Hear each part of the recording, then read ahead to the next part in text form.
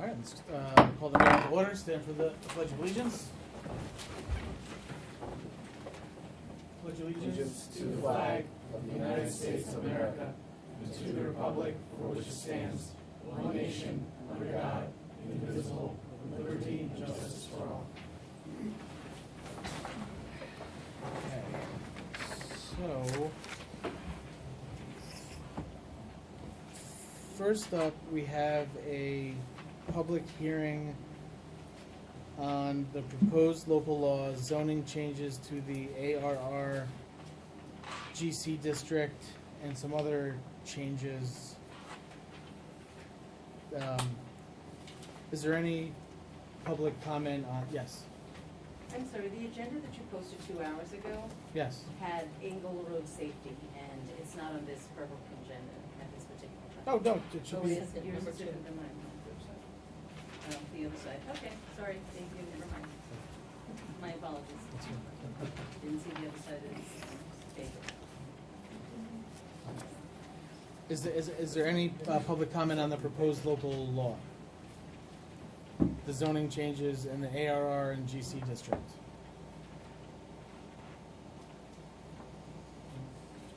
No? Okay. Can I get a motion to close the public hearing? Second. Just a moment, please. One of the things that I'm hoping that we do is they're all lumped together, and there were things that the board, we were in favor of, and there were some things that we still have not really hashed out some details.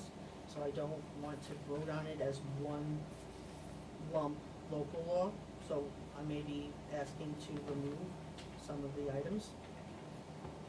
So we're not, we actually can't. Yes, we vote. can. Well, no, we can't vote, I'm saying we can't even vote on it I tonight. know, I just wanna put it out there so that, the public is aware, because it's very confusing, there's a lot of things here. And I just see it as one lump sum, I'm concerned about that. Yeah, I mean, we can certainly talk about that in the work session. Okay, that's fine, I just figured I'd put that there now. So you have a motion to close the public hearing, is there a second? Second. Who was first? I'm sorry. Was it Virginia? I seconded it. Okay, that's what I thought. Ms. Scott? Yes. Mr. McGinnis? Yes. Mr. McCarty? Yes. Ms. Michael Rossi? Yes. Mr. Wojciechowski? Yes. Okay, so next up, we have a public hearing on the bond resolution for Cornwall Sewer District Shore Road wastewater treatment plant improvements. Is there any public comment on this bond resolution?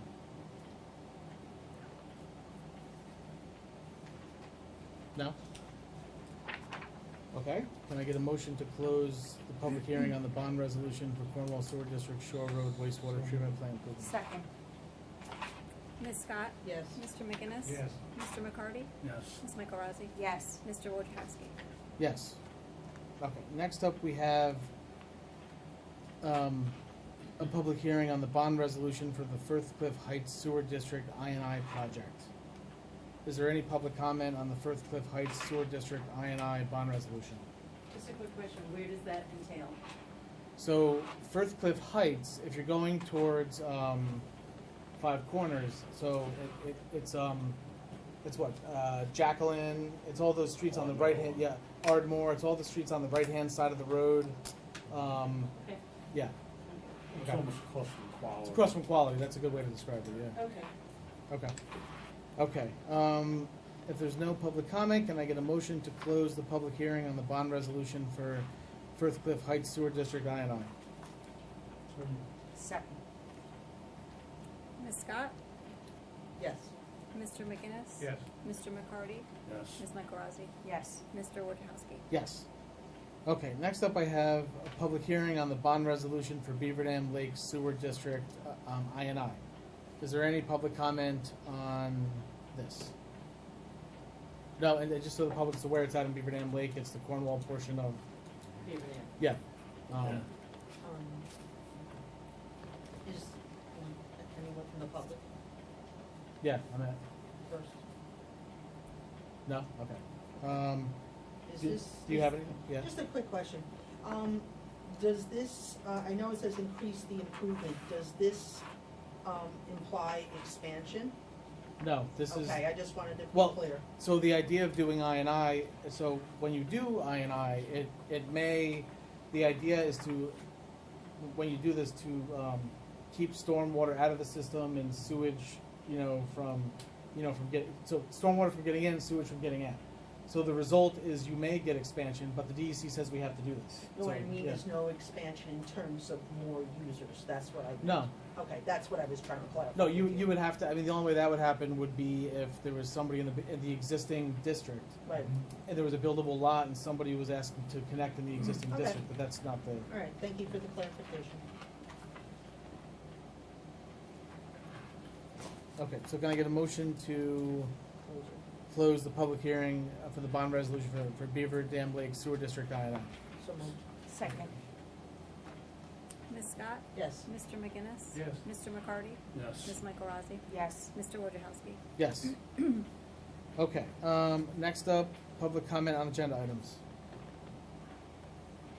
Yes. On the dredging of the Range Pond, I think you're gonna give some contract to the engineering services to prepare plans and so forth. Well, my question is, has there been a professional analysis to determine if in fact dredging is a solution for the pond? Well, to answer that question, an absolute no, but this is the reason why the engineer is coming out to actually do something like that. So what it's doing is it's going to measure the true bottom and then the amount of sill. So when it goes out to contract, the contractor can actually bid on the appropriate amount. The only thing we did so far as engineering site plan on it, was the acreage, the amount of water that's in the pond currently, and also the water analysis, which indicates that there's no detectable nitrogen or phosphorus in the water, just a lot of chloride, some ammonia, and sodium, and a couple other stuff like that, and then a ton of string algae. So Tim, you mentioned, I think, last month, that this could potentially be, it's a wet dredging, you said it could be $400,000 to $500,000. My question That's is, estimate. why would we even go down this road at this point until we get a professional analysis? Get someone who has expertise in ponds, rehabilitation, quality, the whole thing. You should be looking at the whole thing before you go to engineering to design a project that you really don't have any basis for yet, other than lay people giving their opinions. Thank you. So to clarify, you're looking for a professional to analyze the overall quality before we actually invest in any kind of remediation. We need to know what the problem is. Absolutely. Am I Have correct? a professional do the analysis with recommendation to the town. It may include dredging, it may not include dredging. Okay. But you don't know that. And it until you may have that. determine where it would have to go, if it is dredged, based on the content. Well, I'll say this, right now, currently we have a swamp. So I've been in contact with a lot of environmental scientists, engineers, from Canada to New Jersey to New York, talked to DEC, Corps of Engineer, so on and so on. So currently we have technically, it's not even if you want to look at a technical, it's not even a pond, it's really a lake, because it's an inlet and outlet, but that's enough of that. But we call it Men's Pond, and it's fed by 3 long springs. So, and you know the depth, we talked about it a couple of times, I've talked about it many times. I can tell you it now, we measured out just recently, just a little while ago, back in March, we measured what's called free water. Free water is the surface of the water to the top of the sill that's in the muck and stuff. The deepest spot right now is 6.5 feet, which should be about 12 feet. The most shallow spot is roughly about 10 inches, which should be about 4 to 5 feet. And that one spot over there by the library, we talked about, I think it's roughly about 3 feet. That free water over there is roughly about 15 to 12 inches. So, it doesn't take a rocket scientist just to figure out that it's filled with sill.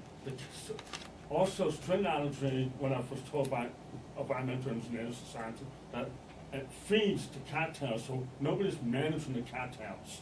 So what's going to happen, the cattails are going to eventually just continue to grow and grow and grow until, like I mentioned before in the last meeting, that it's going to be a circle of cattails with a little water hole in the middle. And so if that's what people want, I'm in. But I don't want that. I don't think anybody else wants that either. And so we could spend $9,500 roughly to do the sonar, so we know exactly what we need to do, so we can send out bids to dredge the pond. or we could spend roughly about that much money to have somebody tell us, oh, you know what, you need to dredge the pond. Really thinking. So to me, I think it's kind of like, I hear what you're saying, but I think we're gonna find out that someone's gonna tell us, man, you could put like carp in there, and you could put catfish in there, and you could treat it with chemicals, which I don't wanna do. But, I don't think most of the public doesn't wanna do. If they do, then I hope to step up and say it. I think, plan A should be dredge, plan B should be a real well thought out prevention of regrowth of algae and stop it. But Kenny, I hear what you're saying, but this proposal is preparing design drawings, bidding phase, and construction phase services for dredging Marine Pond. To me, you gotta get a professional come in there. I take your word. And that's what who's you're saying. doing it. No, but you need to hire a professional that's gonna do an analysis and come back to the board with recommendations that may or may not include dredging the pond. But you're not gonna know that until you have the experts. go in Every there. pond professional that Tim and I have spoken to have said that the pond needs to be dredged. Right. yeah, we could do that. And my concern is to, I'm sorry, I didn't mean to cut you off. Yeah. My concern is that, are we gonna spend money to move forward, or we gonna like stop, which I'm okay with it, whenever people wanna do, stop and then spend that money to have somebody tell me what basically I'm about 90% sure I already know the answer to. But I can understand, if I I do may understand. interject, there is a scientific basis that we should be operating from.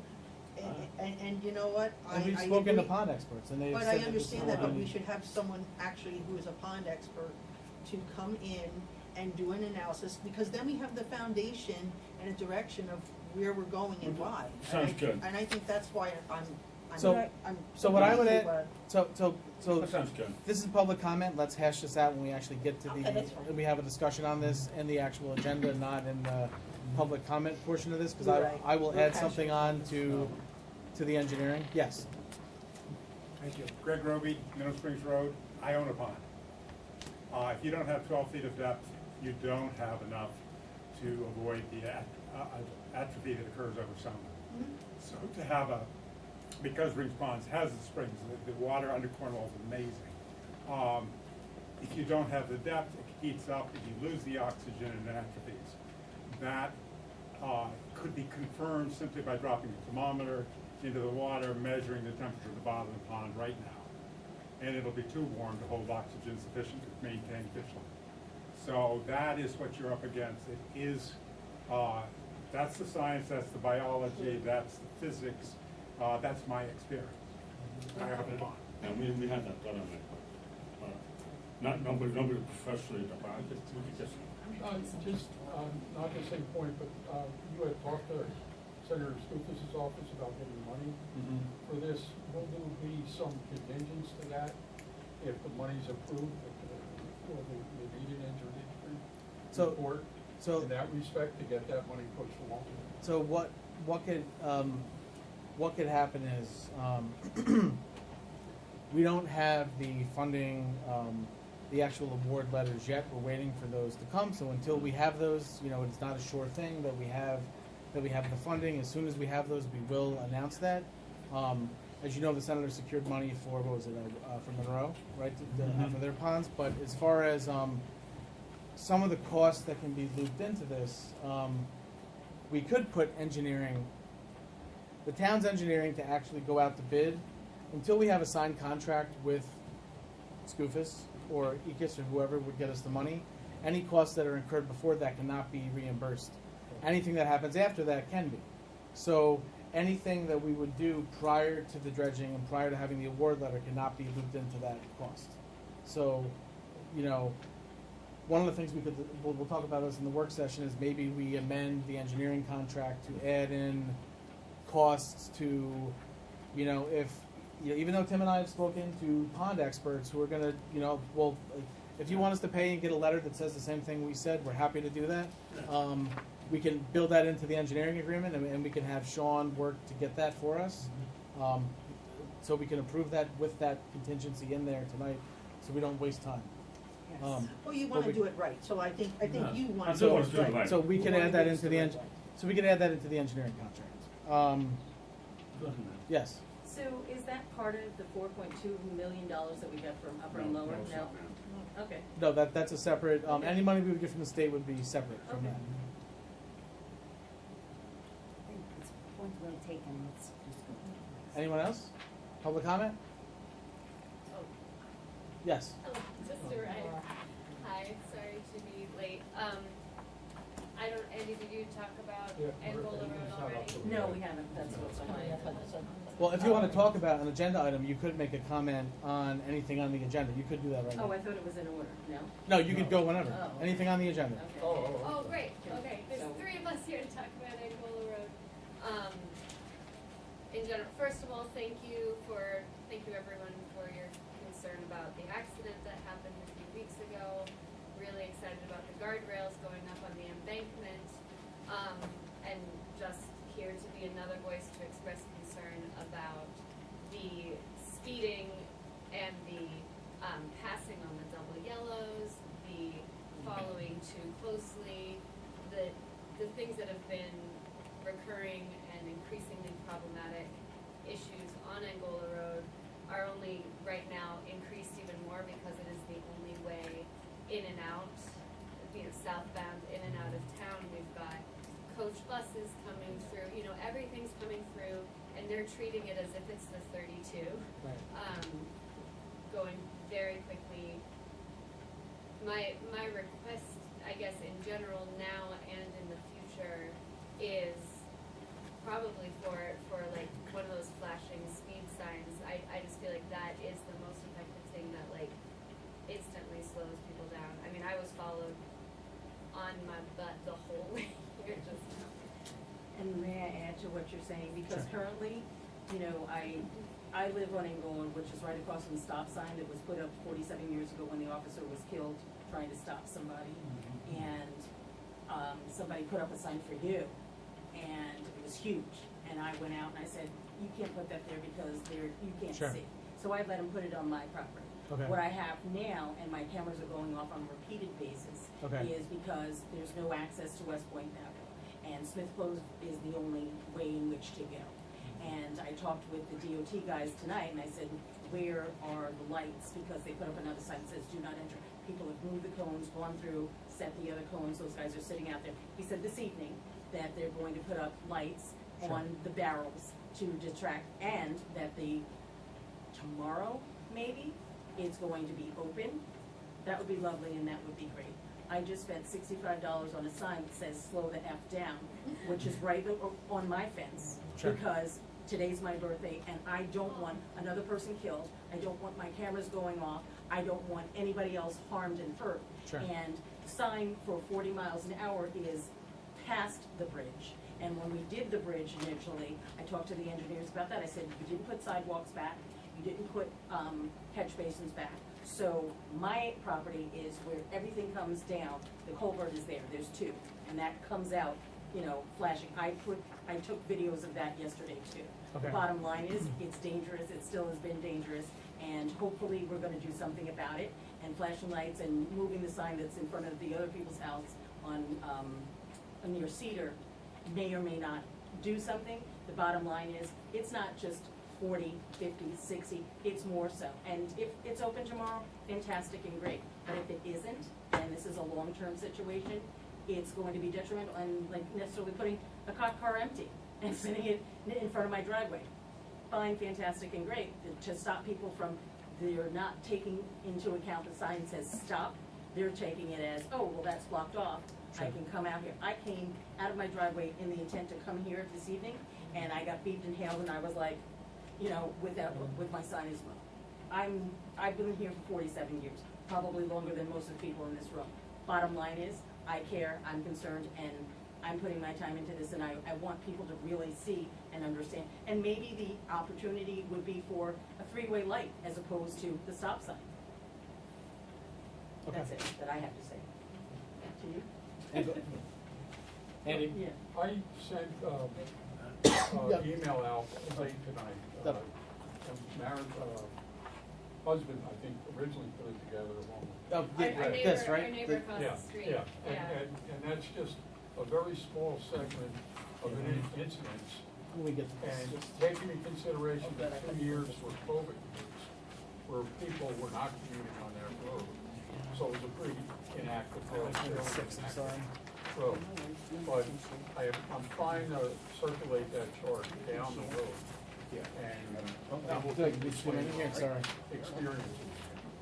I do think that, Printed that one. I do think that overall, the biggest problem is the speed limit, and I know that's a county issue, but unless we haven't, or until we do, file the forms with the county to reduce the speed limit, it's not gonna change.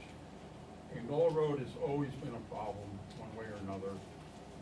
My neighbor, Kim Offrey, 11 o'clock in the morning, was in front of her mailbox, and she got hit on a weekday by a drunken driver.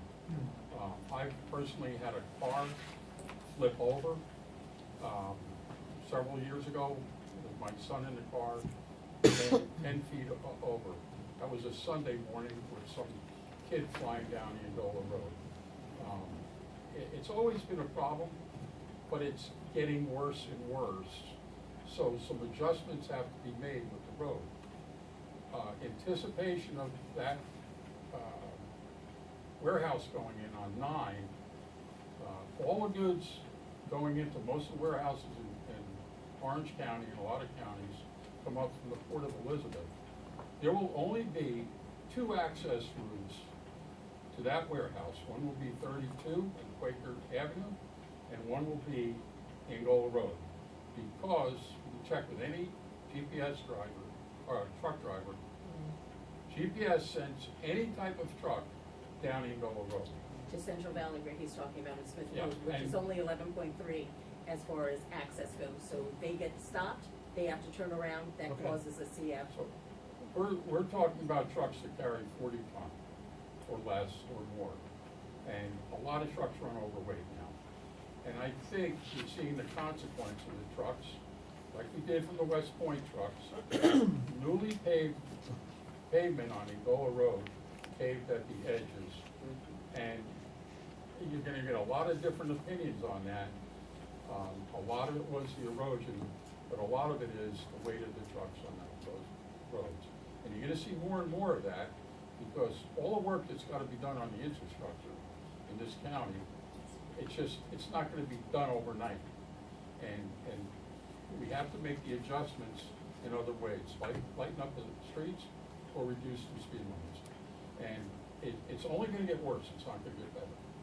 And I was never aware a policeman was killed on it, but I understand why, because how He many tried to stop places somebody. are there to stop a vehicle? And that stop sign is there, but he coded in my driveway, and then the state troopers for hours and hours and hours ran tests to find out what exactly occurred. And I was 9 years old when this occurred, and I put cat litter because the car was on fire and I was home alone.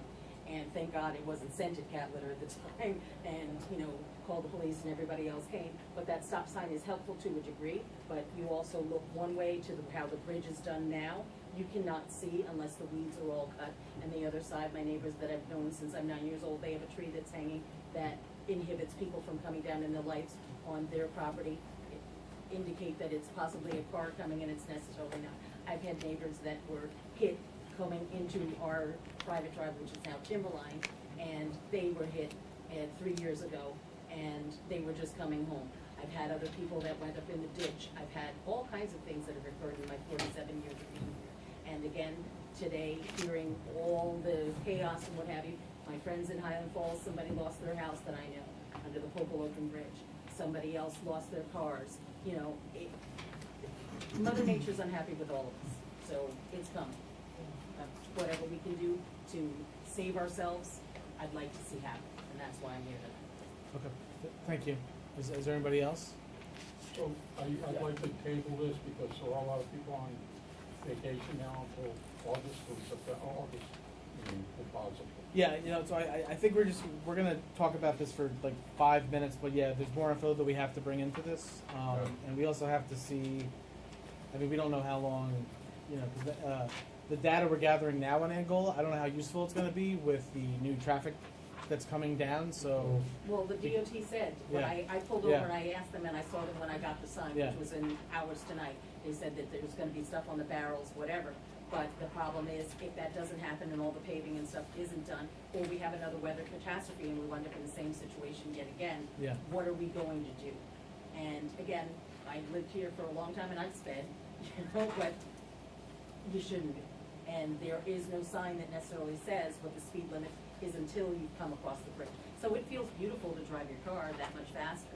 And, you know, people like speed that way, but it's statistically known that the 6 seconds of you only gain when you're speeding winds up within a month only being 26 seconds that you actually save of driving faster than you initially should. And whether you cause an accident, harm, or hurt somebody in the interim, that 26 seconds of your life, we can hold our breath for that much longer. But we're looking at you. Yeah, and I'll address this in, so is there anybody else in public comment? I'd like to make a Yes, comment. Scott. I'd like to make a comment on the proposed local law and zoning change. So, for the town code 158-16, I'd like to just make a comment in support of that change to repeal or reenact the parking regulations. These regulations, these requirements requiring businesses that open to provide a certain amount of parking spaces is an outdated regulation. Towns and cities all over the country are making changes to these parking requirements, and they're doing so because they understand that it's detrimental to small towns and small businesses. Because having a business, making a business figure out how to make additional parking spaces is very costly to those businesses. So I think this is a great proposal, and that the town should move forward with, just like many other towns all over the country are moving forward in reducing those requirements. So, thank you. Okay. Anybody else? No? Okay. All right, so first up, we have the proposed local law zoning changes. Just so that everyone's aware, we actually can't act on this tonight. This, even if we do separate things out, if that's the direction the board wants to go in, this has to go back to, back to the planning board for what, for seeker? No, this board will be doing secret. I have the EA out for Okay. for Blank and Tully on this particular one. We had to have referred to, which we did, the planning board for review and comment. I received a review and comment letter from the planning board. Okay. It had to be sent to county planning. That's been done as well. I have not seen a response from county planning. Okay, so we still have county planning. This is actually premature then. Am I Yes, correct? well, Yeah, so this is all no, premature. the public hearing is appropriate, don't get me wrong, action Okay. on it would be premature. If you wanna discuss, not make, a motion to, modify local law in order to adopt it, to take out certain sections, the board can do that. What you can't do is make a motion to add anything to it. You'd have to revise and hold another public hearing. But, that will be after secret review is completed. There's no other meeting scheduled for this month. If there's a special meeting. There might be a perhaps the board special, will take them the last week of July, Other that than we may that, have to. Steve, the county has 30 days to either respond or not, and if they don't respond after 30 days, then the then town. this board can act, that's Well, right. I just wanted to Um, clarify that. So do you think it'd be prudent to wait for the comments to come back before moving forward with this? Well, they may affect what it is you wanna say one way or the other. If you have Right. some particular thoughts you wanna express now, it's on the agenda, it's an appropriate time to do it. You can always add to it later on or change your opinion based on what you receive. Or you can wait, that's up to you. Okay. Well, you wanna discuss? I mean, I wanted to move through as is. If board members wanna, you said we can only take things out, correct? That's correct. Right. Right, and I think that, I'm gonna tell you the revisions to the AR zoning, I still have, a lot of questions regarding that. There are residents that brought up some concerns regarding spot zoning, and that's one I'm not in favor of. I think we should have Steve address the spot. This is not, this is Sure, just. no, I'm yeah. just Sure. again, this is a discussion, Okay. so Yep. this is what we do. Okay. So, again, it just seems that if I'm looking at this correctly, is this revision,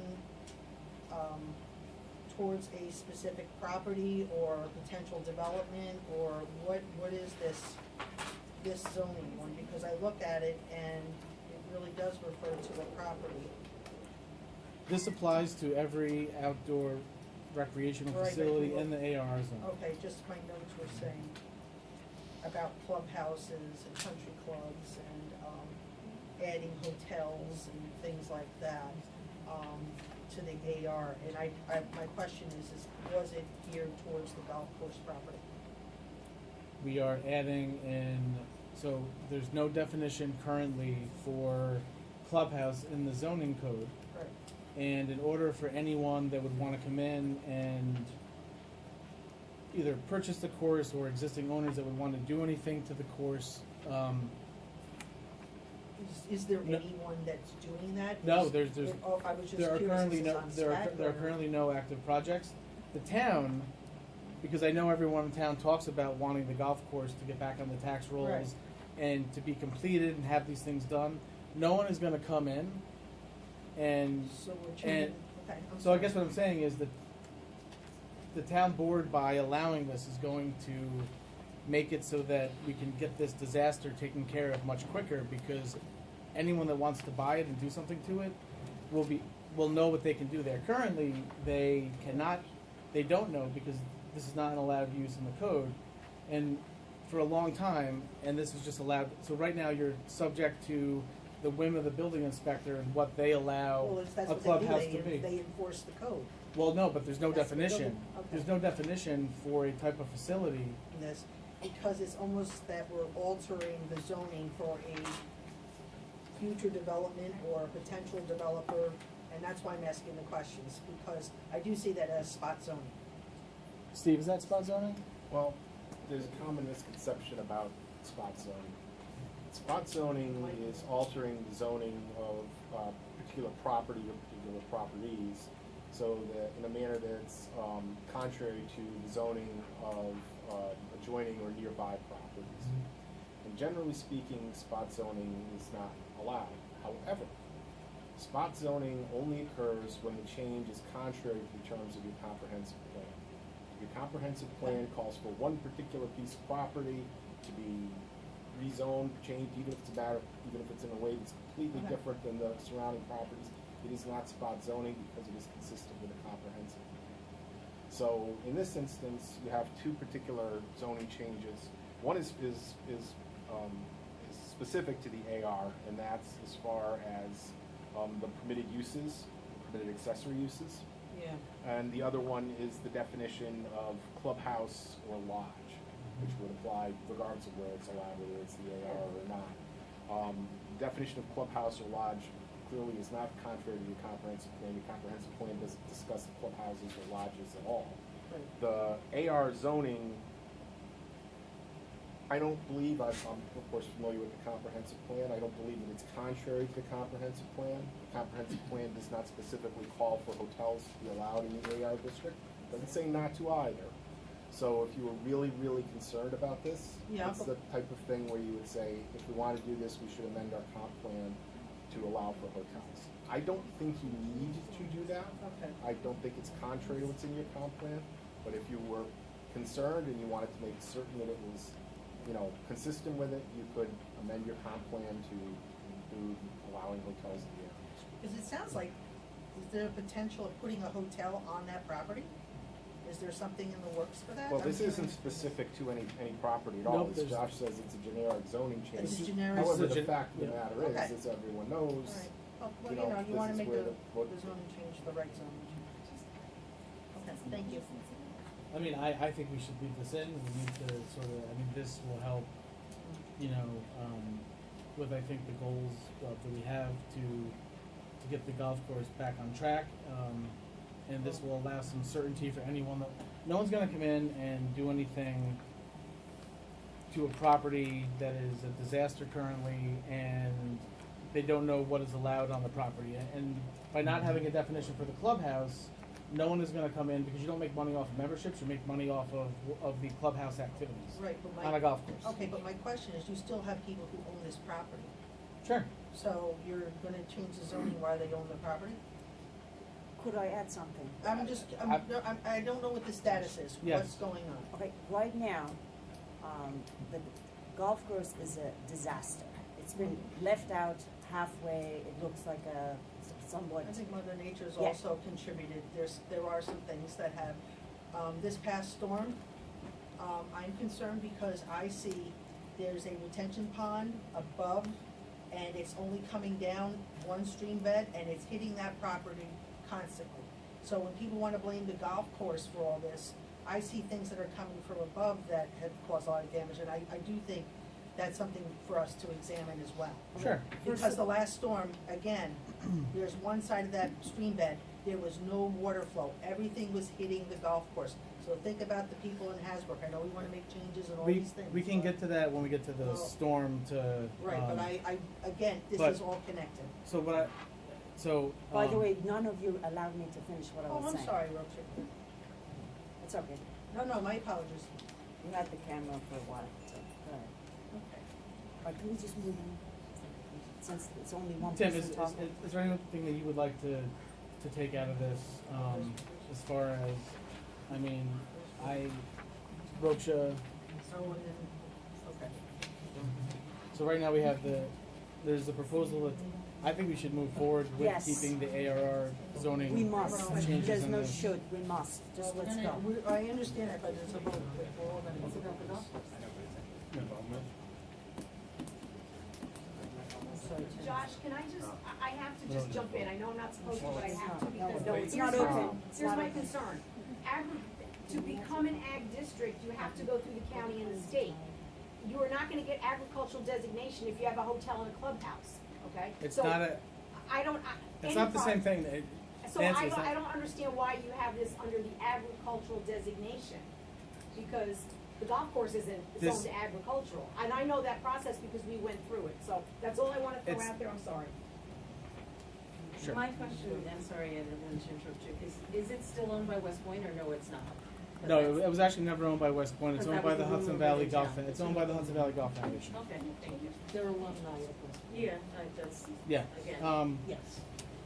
all right, hotel there. so we're not even seeking to act on this tonight, we're just having a discussion, but, No, I think it is important to have this discussion, because if we do have in the public, at least they're understanding that we're separating these things. I think this is very convoluted, and I do think that people need to understand the changes that we're proposing. I mean, we've in the spoken laws. about this for understand months, that. we've had many Yes, meetings on this, we had a I public agree hearing, with nobody you. showed up to even talk about Since it. this is a discussion, It is a discussion. okay, can I Yeah. speak and we can listen for a few minutes? Thank you. The golf course has been left just like that for a while, okay? We would like, as a team, to do something to make that golf course look decent. So people, when they walk by, they are not looking at a disastrous site. The drainage, the water problem, that 250 trees were lost, these are problems. So instead of asking questions about what is exactly everything you're questioning, just let's go, let's work as a team, okay? would Let's this work as a follow team. underneath the $4.2 billion million that were given? Isn't that small business? All right, We don't so, have a grocery store. so There's let's, Tim, did you want, I did have a couple of. My own concern is that, sort of Steve mentioned was that, I'm concerned about, this is changing the definition, kind of it is now, changing the zoning, if it's not changing the zoning, then it wouldn't be spot zoning, is that correct, Steve? Would not be spot zoning under your comprehensive plan, that is correct. So I would like to, at least find out, exactly, is this in the comprehensive plan? I wanna make sure that, because I don't want to get stuff jammed up. As much as I want the golf course, to develop and, because it is a mess. Well, I totally if agree. you're and concerned something about needs it, to be done. I can have a Thank memo you, done Tim. by Lank and Tully, and I'll chime in on it as well, as to what provisions in the comprehensive plan either allow or don't allow this, and Again, I don't believe there are any that don't allow it.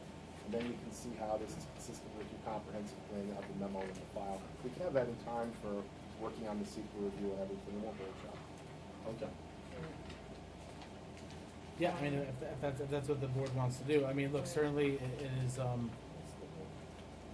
so, all right, so basically you wanna know whether or not, it sounds like according to Steve that it's, that there's nothing in the comp plan that would say that it's not allowed, but there may not be anything in there that says that it is. Well, Yeah. that's part of it. The other part is Yeah. you gotta read the comprehensive plan and see Yes. what it is it calls for as far as development in the town goes. These aren't just agricultural districts or agricultural residential districts, or similar to other residential districts, obviously differentiated by the fact that these have an agricultural bent to them. The development for the town, given the location of your AR districts, would allow for hotels in them. The code doesn't come out and specifically say that, but I think when you read it, it's pretty clear that it would be consistent with what's in your comp plan if you would put in this zoning change. But to put the board's mind at ease, No, we can do and that. if it doesn't put it at ease, you can amend the comp plan for your. Sure, we can do that. We'll put together a memo with Lank and Tully Okay. and explain how this fits in with your comp The plan. other thing I would add too is that we weren't seeking to change any of the bulk requirements. We're actually gonna keep the exact same bulk requirements that were already in place for the ARR. So we weren't, so, you know, right now, if somebody wants to come in and build a bed and breakfast in the ARR zone, they can, if they fit within those bulk requirements that are currently there. So we didn't even seek to change those. We just seek to define the definition and to make it clear for anyone that would own this property either now or in the future, what they can do there. That's, Do you have any, and then as far as the, this is still in the AR zoning, the accessory apartments, the allowance of, I know this is something as a board we were not, in consensus with, the, detached accessory apartments.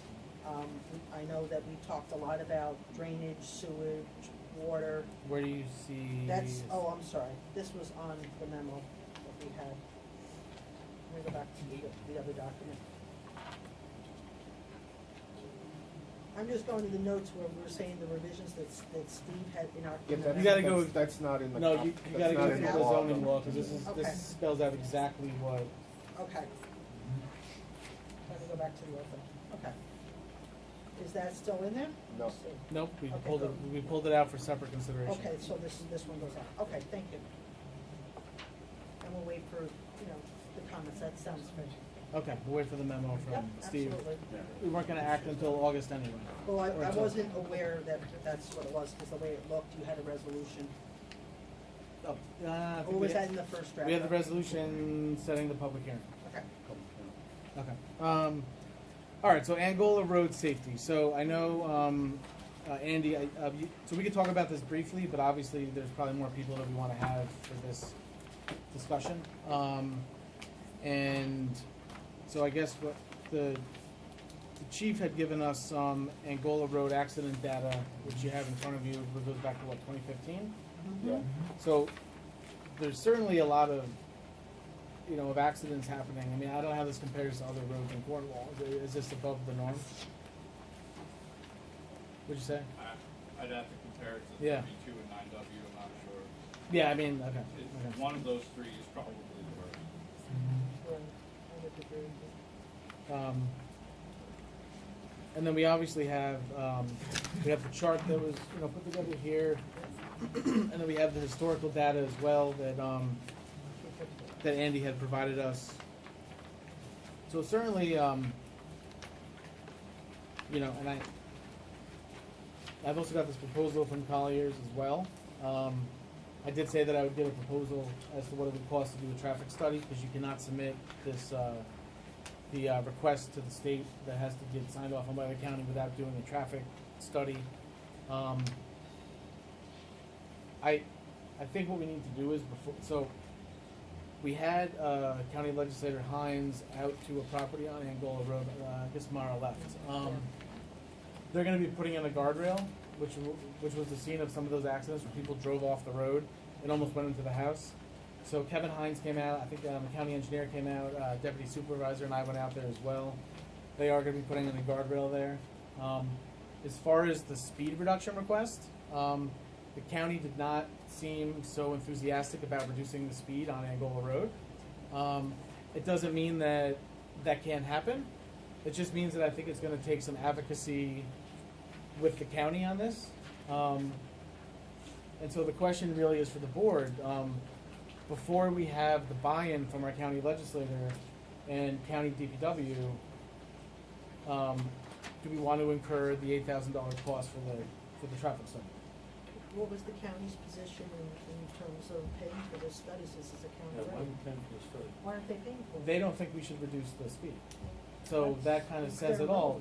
road. But, I would leave that up to the residents that want the speed to be reduced, to maybe go and talk to the county directly and to advocate, because I don't know that we wanna, if the county doesn't think that it wants to reduce the speed, then why is Cornwall gonna incur the cost to then go back to the county and have them say no anyway?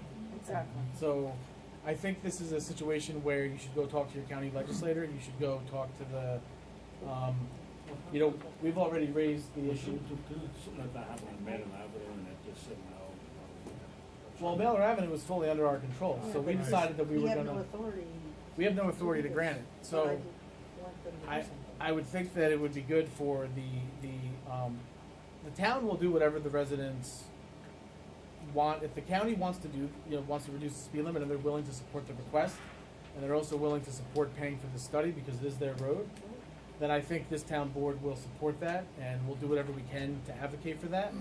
But if the county doesn't wanna do that, then we're gonna basically be throwing away $8,000. So I think what would be helpful would be for the folks that live on Angola Road to reach out to the county legislator and to help make the case to him, and maybe reach out to, to the person that's in charge of county DPW, make the case to them.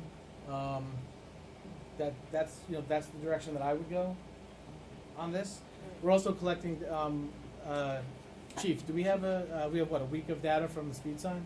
Yes. 2 weeks? Okay. A week right now. How has the county been, I know the sheriff's department came out on a couple occasions. Are they increasing their activity on this road? I'm not sure if they're still patrolling. I'm here to say it's a county road. So, yeah, I mean, It look. would be nice to have them help again.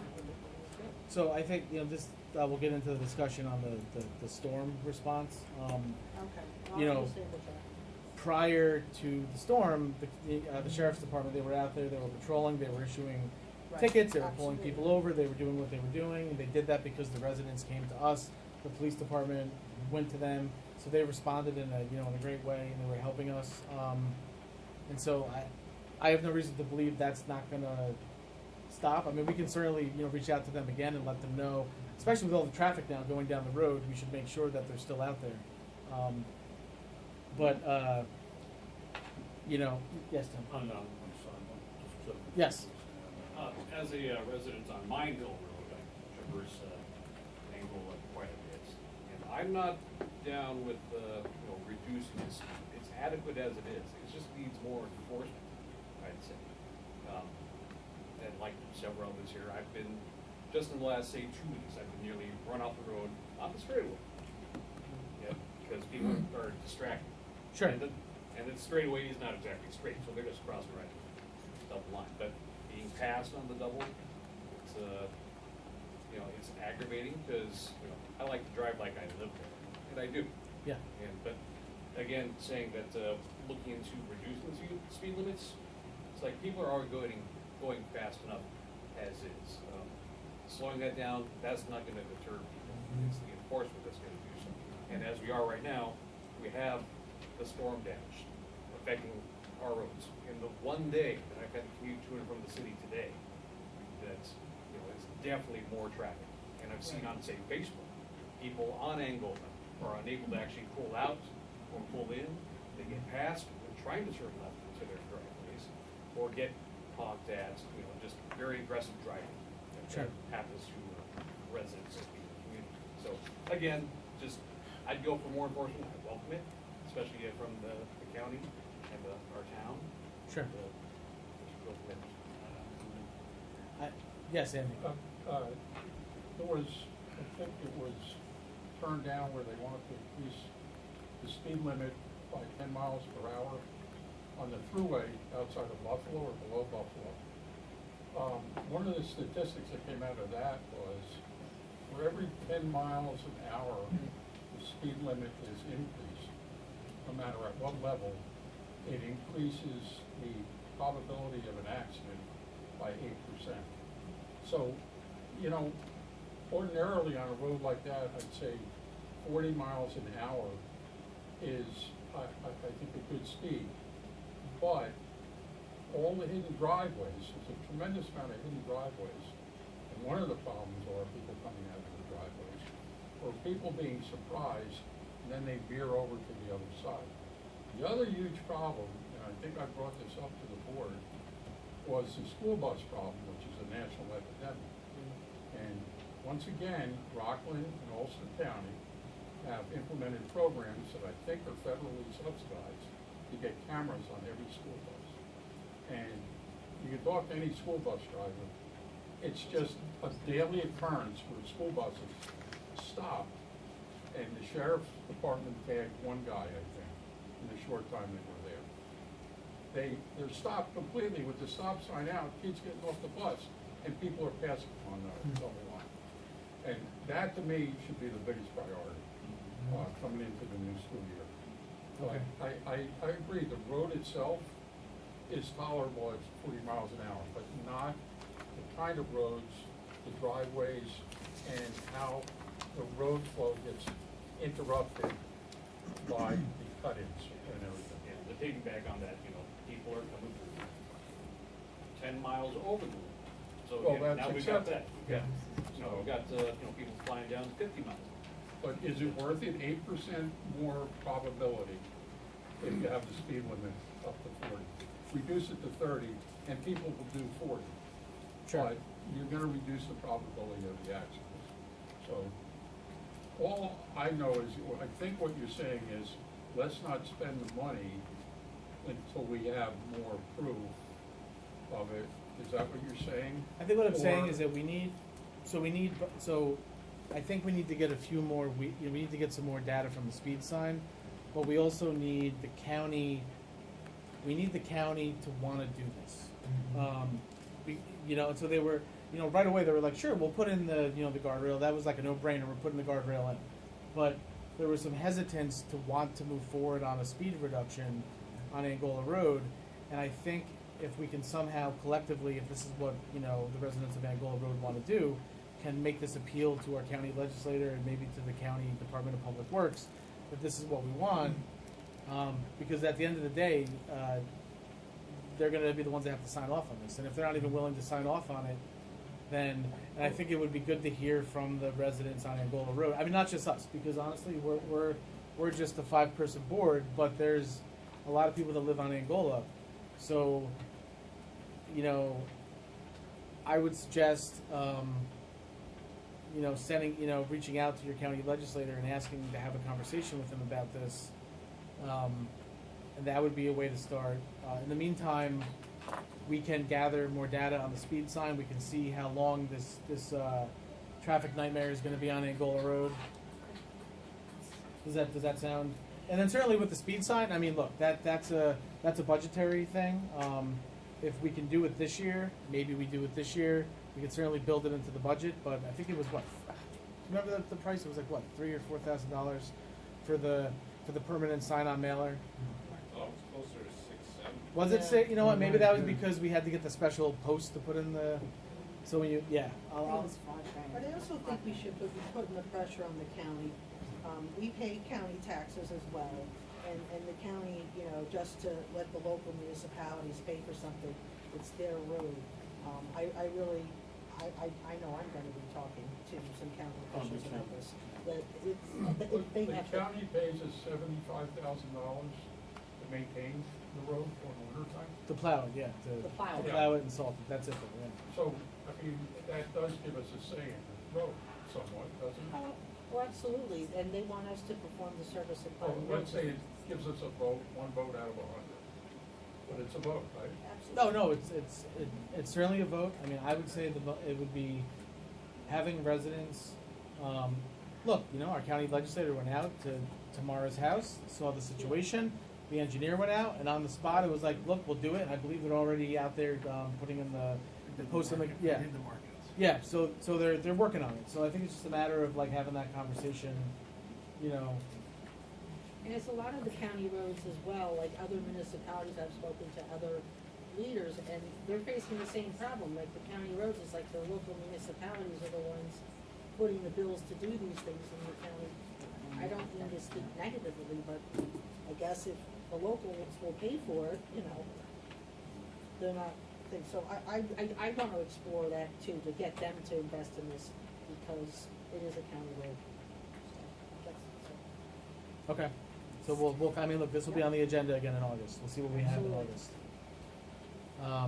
And we'll also know probably more about what's going on, given the situation with the, alright, so Knollcrest, Steve, I don't believe we've, I know that the situation on Knollcrest is, they completed the development, they're supposed to turn the road over and the lights to us, but they haven't brought them up to specs. There's no way we're gonna take over, Right.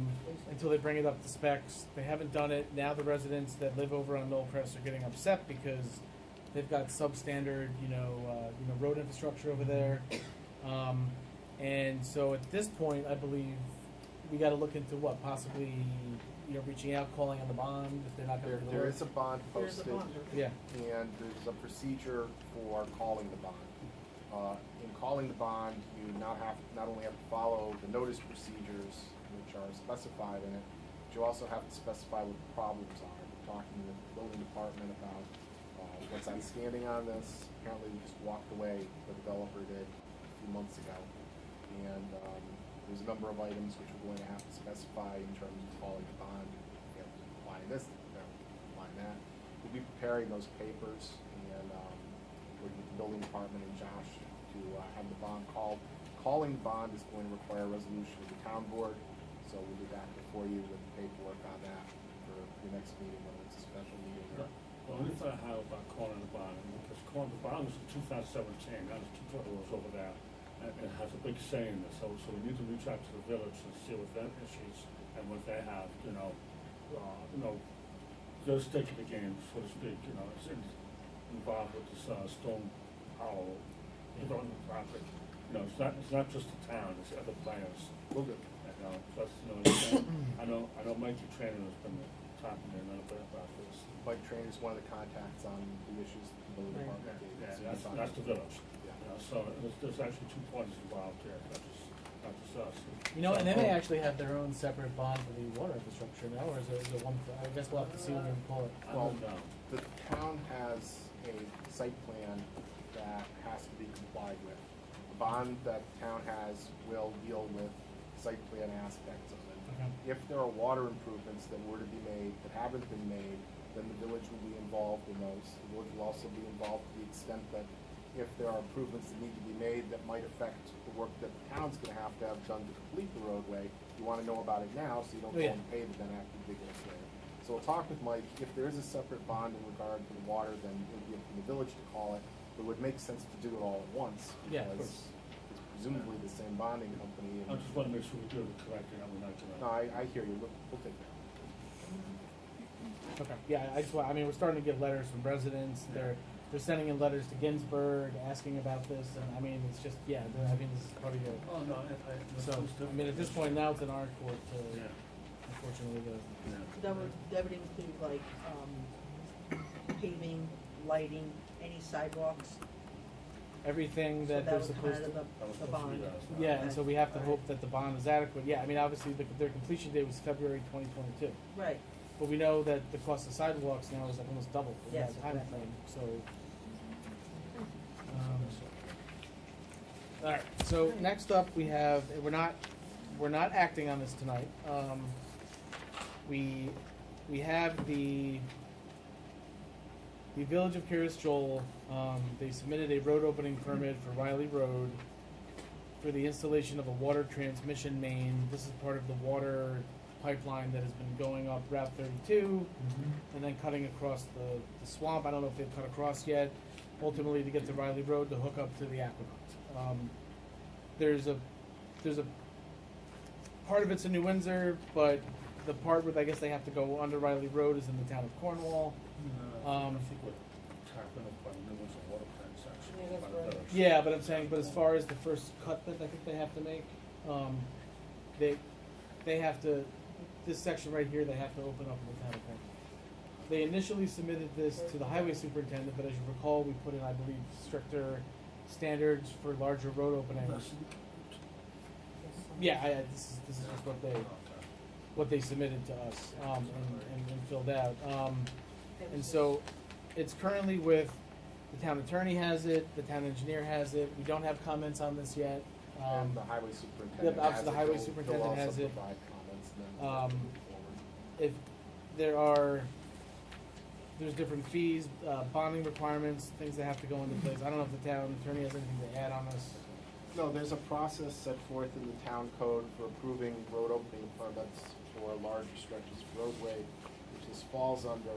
And the first step is, as you said, Josh, to refer to our office, your engineering consultant, and to get a report from the highway superintendent about what needs to be done. You'll get a report from us regarding what's required under the town code, from MHE regarding what's going to be the considerations as far as the engineering aspects of preparing the roadway and opening and closing the roadway, and also from your highway super about any concerns that he may have. And then once you're satisfied that they've met the requirements of the town code, you'll adopt a resolution approving the issuance of a road opening permit, highway work permit. So they just submitted this recently? No, this was submitted, back in June. I gave it over to I was hoping to have comments from before we spoke about it, but it's, I wanted to make sure that you had it. I first went to the highway department, then it made its way up to me, and then over to the engineer and the town attorney. But, the board should have this. I mean, obviously, we really can't have much substantive conversation until we have Right. anything from the town attorney and the Once you have the engineer. reports, you'll know where you stand. Yep.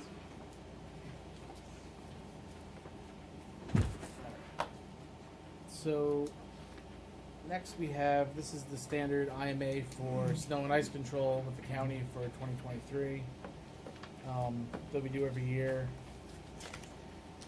We'll be looking to take care of this in the, special meeting later. Put this here. Next up, we had this on the meeting back in June, and you may recall there was three options. There was the retainer option where you're paying a certain amount per month over the course of the year that worked out to be something like $30-something thousand, which is actually cheaper than the cost of actually retaining a grant writer, and that was for unlimited grants. We don't have that in the budget this year. We do have $10,000 in the budget this year for grant writing. If the board chooses to go forward with this, they have this other service, which is it's their grant research portal, and this would be prorated starting in August if we move forward. So we would pay $400 a month, and that would for the rest of the year, which is roughly 6 months. So $2,400 every month. They send to us all of the public, private, county, state, federal grant opportunities that are available based on different things that we say we're interested in. Obviously in Cornwall it's like infrastructure, it's parks, it's it's that kind of stuff. And then if we decide we want to apply for a grant, it's at the $150 per hour rate for grant writers, which is what I have found is consistent with all the other grant writers that we've hired in the past. So let's say we engage in this grant research portal. We find, let's say there's a grant for the parks or infrastructure. They write it. Before we engage them on that project, they would tell us what the maximum amount would be that it would cost to write the grant. In most cases, they've said it's about $2,000 to $3,000 per grant to write. They submit it from soup to nuts. So even if we do this with the grant portal service, this will then get us, let's say, conservatively 2 to 3 grants written by the end of the year for this. Look, my intention is to apply for every possible grant that we get. The town engineer, I know they write grants for us, but they are mostly for technical-based, like sewage treatment stuff, culverts, that kind of stuff. There's a whole world of other state and federal agencies we could be getting money for that the engineer's not gonna be writing grants for because they have no expertise in doing it. So, to me, at a minimum, I think it's worth it, the $2,400, because we get to see all the opportunities that are coming at the town of Cornwall that fit within all the different priority categories we have for the next 6 months, so we get to know fully what is out there. Right now, no one's doing that. I mean, obviously, look, I'm looking at grants, others are looking at grants, but that's a full-time job. This is all they do. So they're gonna give us each month a list of all the stuff that's available. I would then send it around to the board. We could then decide what we wanna go for. I mean, right now, it's kind of this, you know, if we have time, we're searching for grants. If it's an engineering grant, they let us know about it, but there's a whole world of grants we're missing. It's part of the year, and we can Yes. assess it at the end of the year. Yeah, we can see how if we had, successful- we can see if any opportunities came about, and if they didn't. Well, in all honesty, I wrote this on my notes when you discussed this Yeah. last time, and you said we didn't have to worry about this, is something we were gonna do for next year. And I'm really not in favor of spending this money right now for, this proposal. I just think that we need to know more about it. Be nice if, we could actually, would they come and present to us and tell and answer our questions and what they do?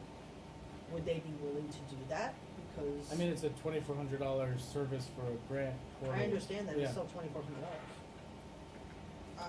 I thought, when our discussion, Well, I wrote this down, that. I think what we said is that we would put off the retainer of $39,000 till next year, but the grant portal was something we would go ahead with because it's something that would benefit the town. And then we already have $10,000 in there, and this would be a good way to. We also So- have the New York Forward grant, we also have, ARPA money, and how are we using that? Oops. I don't know. I mean, we have a lot of needs, so any dollar Yeah, that we but could also possibly have get, we these should be. grants already. Oh, that's wonderful. Sure, and the more the Um, merrier. We want to bring in as much money as possible Okay. to defray the cost of the taxpayer. I mean, that's my overarching goal, is I to know bring that's in your- as much money as possible to help out the taxpayers. I'm just going on record, I don't support this. Okay. At this time. All right, well, I'm gonna, Tim, how do you feel about this?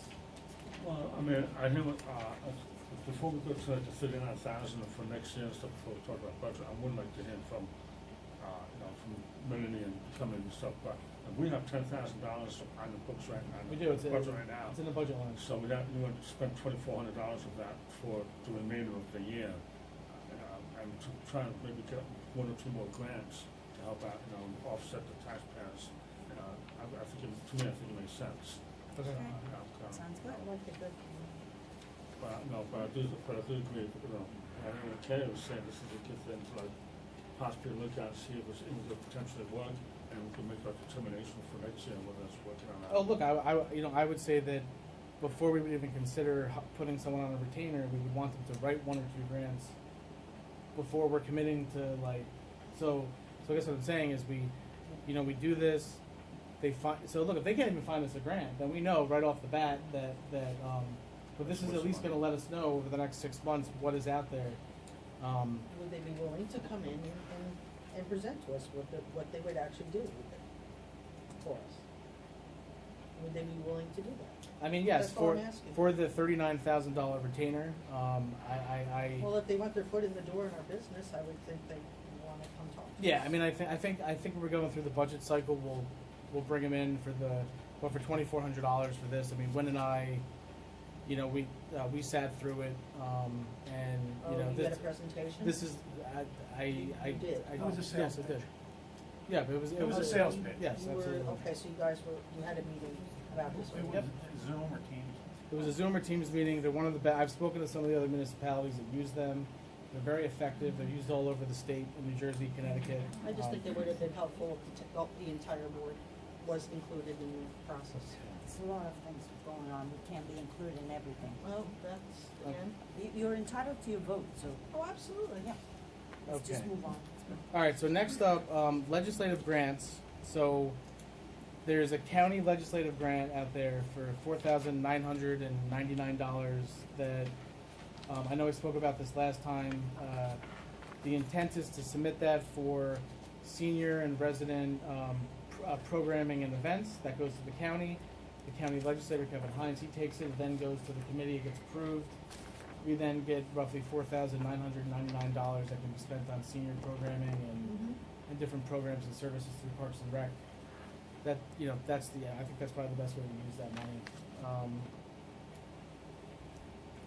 There is this Office of Parks, Recreation, Historic Preservation grant. Also, this Environmental Protection Fund grant for program for parks, preservation, and heritage.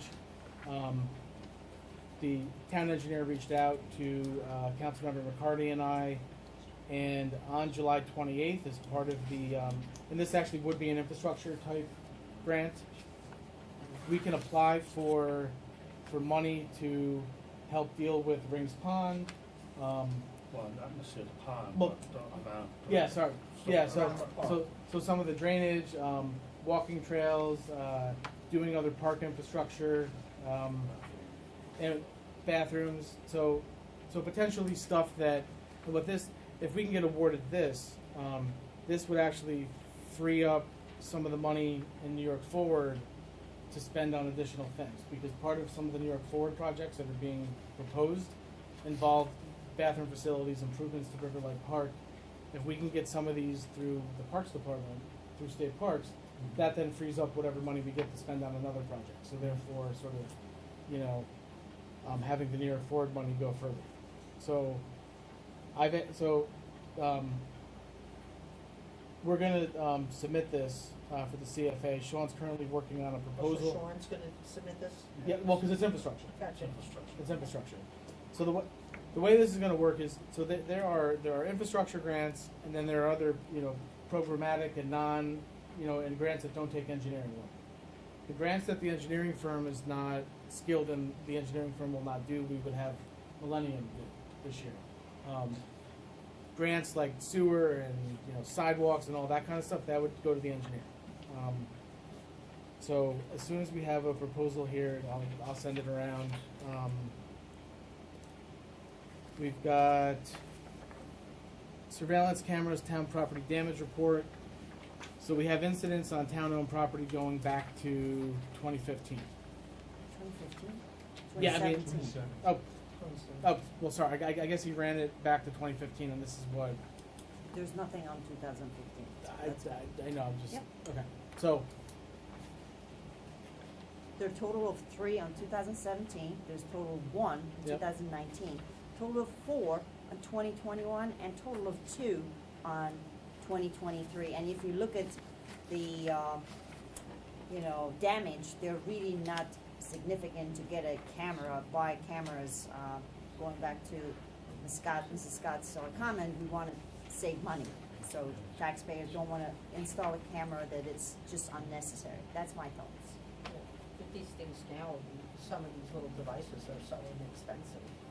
Yeah, but somebody has to take Someone care has of them. to paint it and Maintenance, fix it and- maintenance, yep. Assembling, you have to hire somebody to assemble it, pay them to assemble it. Somebody has to monitor the video. Painting is just, yeah, they're very minimal. I don't think we need anything. I think, look, certainly it doesn't seem like a lot of incidents, however, I do see an uptick. however, I will say that, you know, for insurance purposes and other purposes, it may seem like it's an investment, but in some cases, this can reduce premiums, you know, for insurance. If incidents happen, you're able to, it's a sense of deterrence. I just think that before we make a decision, we should probably see what it would cost to implement, and then obviously monitor. Because certainly if you're collecting all this data, you then got to be able to go back and like look at it. Talking about the possibility of multiple locations. Yeah. This, for instance, this incident happened in 2017 in Charlotte Fountain, that cost the town a lot of money to fix that whole floors. But I think you bring up It was just brand new too. You bring up a good point about also the insurance and the deterrent, that is something for us to think about. So I don't think we have to. Obviously, we don't have any proposals in front of us. Okay. But that's something that maybe I can talk to the chief about to see. Yeah, I was what, just gonna say, any thoughts, you know, Chief, you would like to add to this? I think you hit them all. It's basically, they've got to be become so inexpensive that, I mean, if it stops one instance like that, the waiting pool, I guess, it pay for itself. But without knowing how much they truly cost for a municipality, I know how much rain costs, but you're not gonna be able to do rain for the towns, right? Yeah, I mean, we probably have like a higher standard of camera that we have to have Right, than like yeah, so Ring, I don't- right? yeah. Or the Ring network. But yeah, you just happened, it's not like what happened at the kiddie pool, child pool, that was a lot of damage. That cost a lot of money to fix that pool. And then the first thing that happened, it. Do you know how much the town spent? What was the I'd have to go back and look at the legal fees and settlement and, I mean, or the, We, you know. we are very blessed. We live in a town and a village that it's extremely safe in this whole Orange County, so that's a blessing. Okay, all right, so next, and look, I've not fully made my mind up on this, so the next part of this discussion is, yeah, we've been doing this for 4 years. We have 4 years of data, 2 wet seasons, 2 dry seasons. We've submitted letters to the DEC that have gone unanswered. We have, reached out, we've spoken to our legislators, it's, continuing to go unanswered.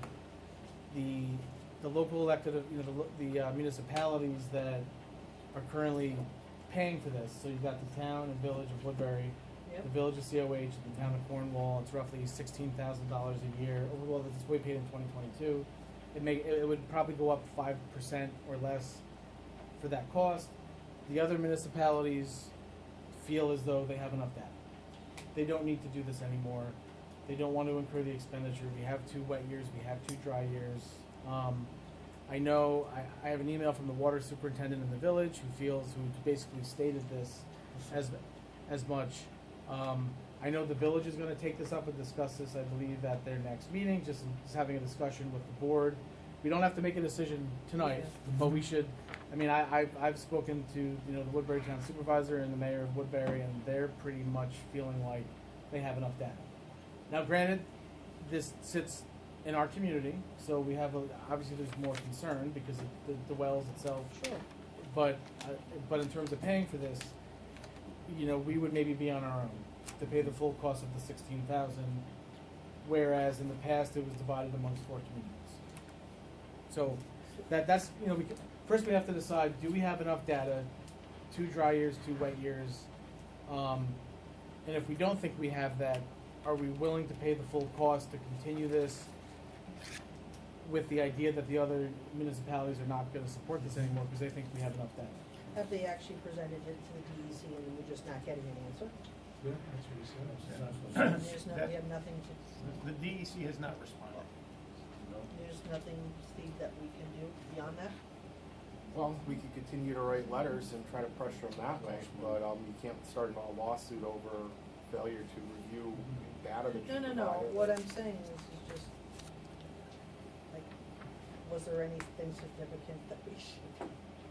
The data from the monitoring, and Josh, I don't mean to, if you feel differently about it, you can speak up, showed that during draw by the KJ wells, there was an adverse impact on the Woodbury Creek, and during dry periods, there was an adverse impact on the Woodbury Creek. The degree to which the creek was affected varied, and that was a wet year or a dry year, but our engineering consultants and, of course, the town officials felt that it was sufficient to request the DEC to modify the Curious Joel water taking permit. And that was what was requested. Sent the data, sent the request, they've even got the courtesy of a response back from the DEC. So,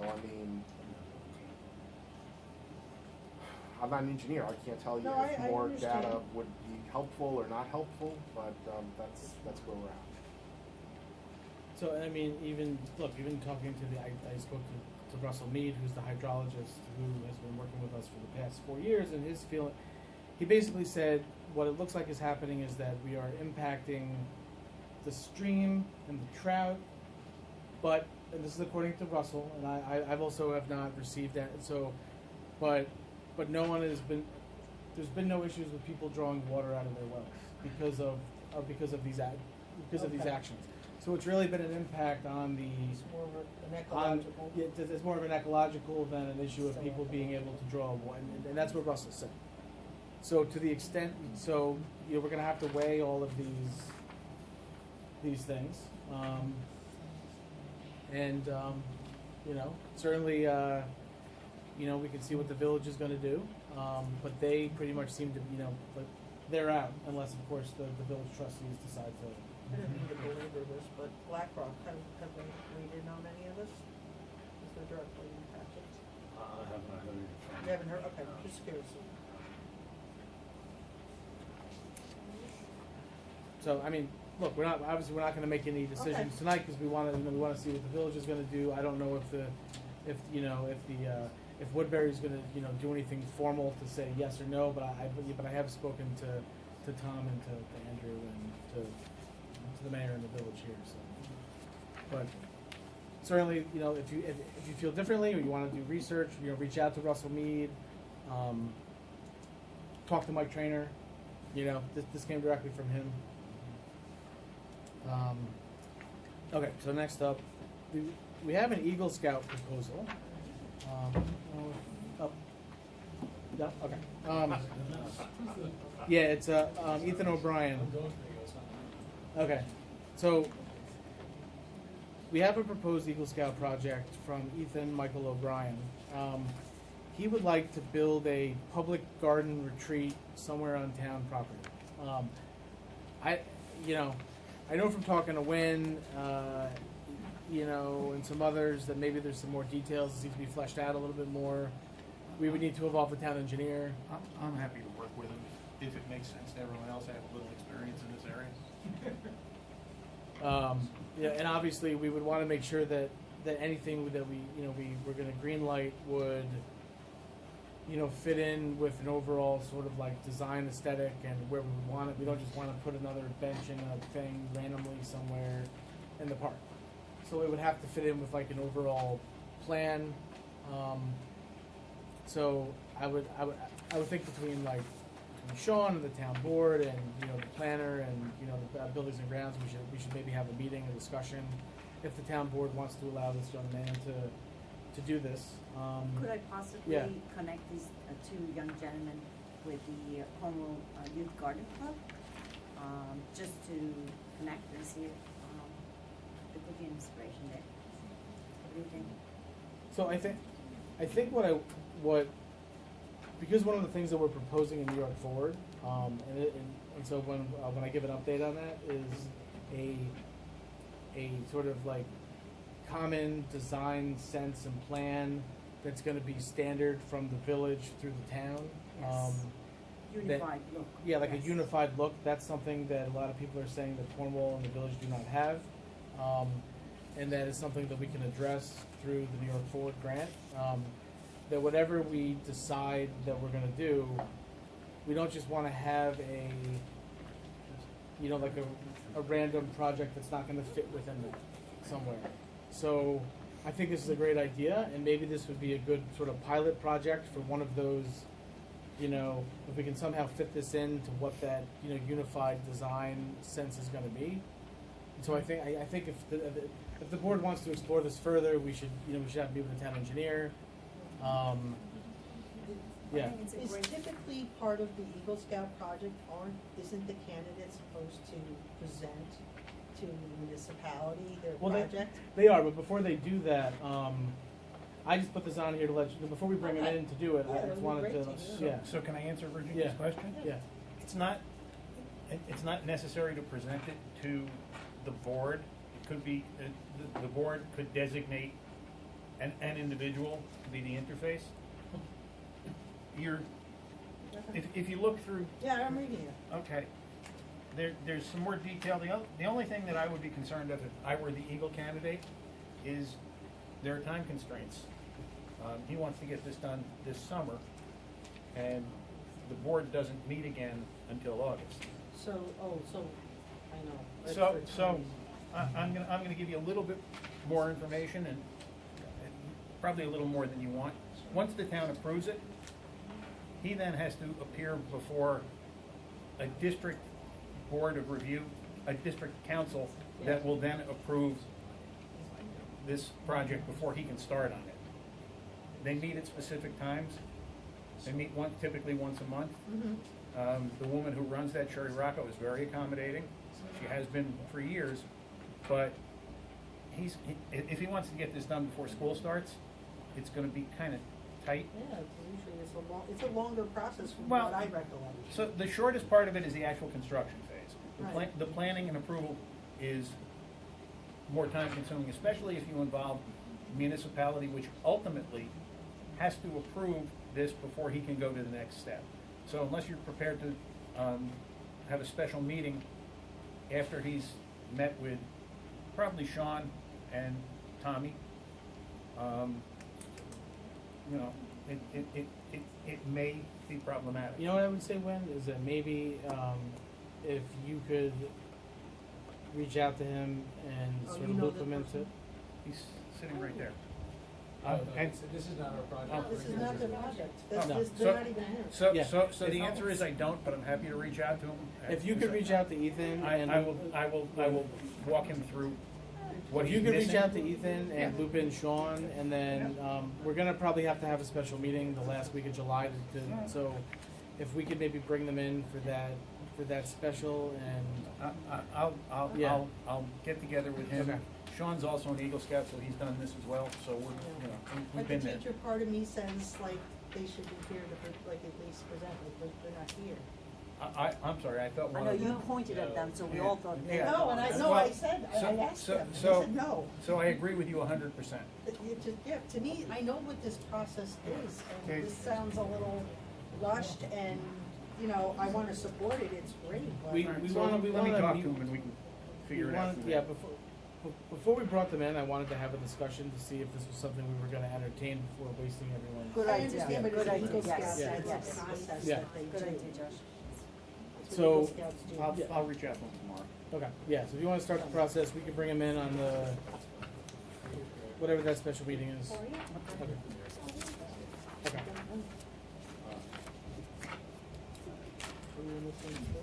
Sorry, I thought one of them. I know, I was looking at them. I saw the same thing. Yeah. I think everybody did. Alright, so, I've only done, I don't know. so next up we have, the engineering services agreement, Jackson Avenue culvert replacement. This is a culvert, that's failing out on Jackson Avenue, this has to be done. And so this would be the engineering, I'm sorry, Josh, I wanna apologize to him, because I noticed that this email was sent on June 9th. I've been in touch with. No, yeah. I'm just saying, so I apologize, I thought he just decided he was doing it today. No, nope, we sent it and we, I take that. You were saying. yeah. Sorry, Josh. So, next up we have the engineering services agreement, Jackson Avenue culvert replacement. This is a culvert that we need to, take care of out on Jackson Avenue, it's failing. We've also applied for Bridge New York funding for this, we've not heard back about that. Right. But this is a project that we have to do regardless of us getting the Bridge New York money. And so we actually have a bond resolution in the regular meeting to authorize the bonding to do the culvert project. Okay. Doesn't mean we have to borrow the money, it just, it authorizes us to borrow the money when we decide we're gonna go forward with it after the engineering is done on that project. So the engineering-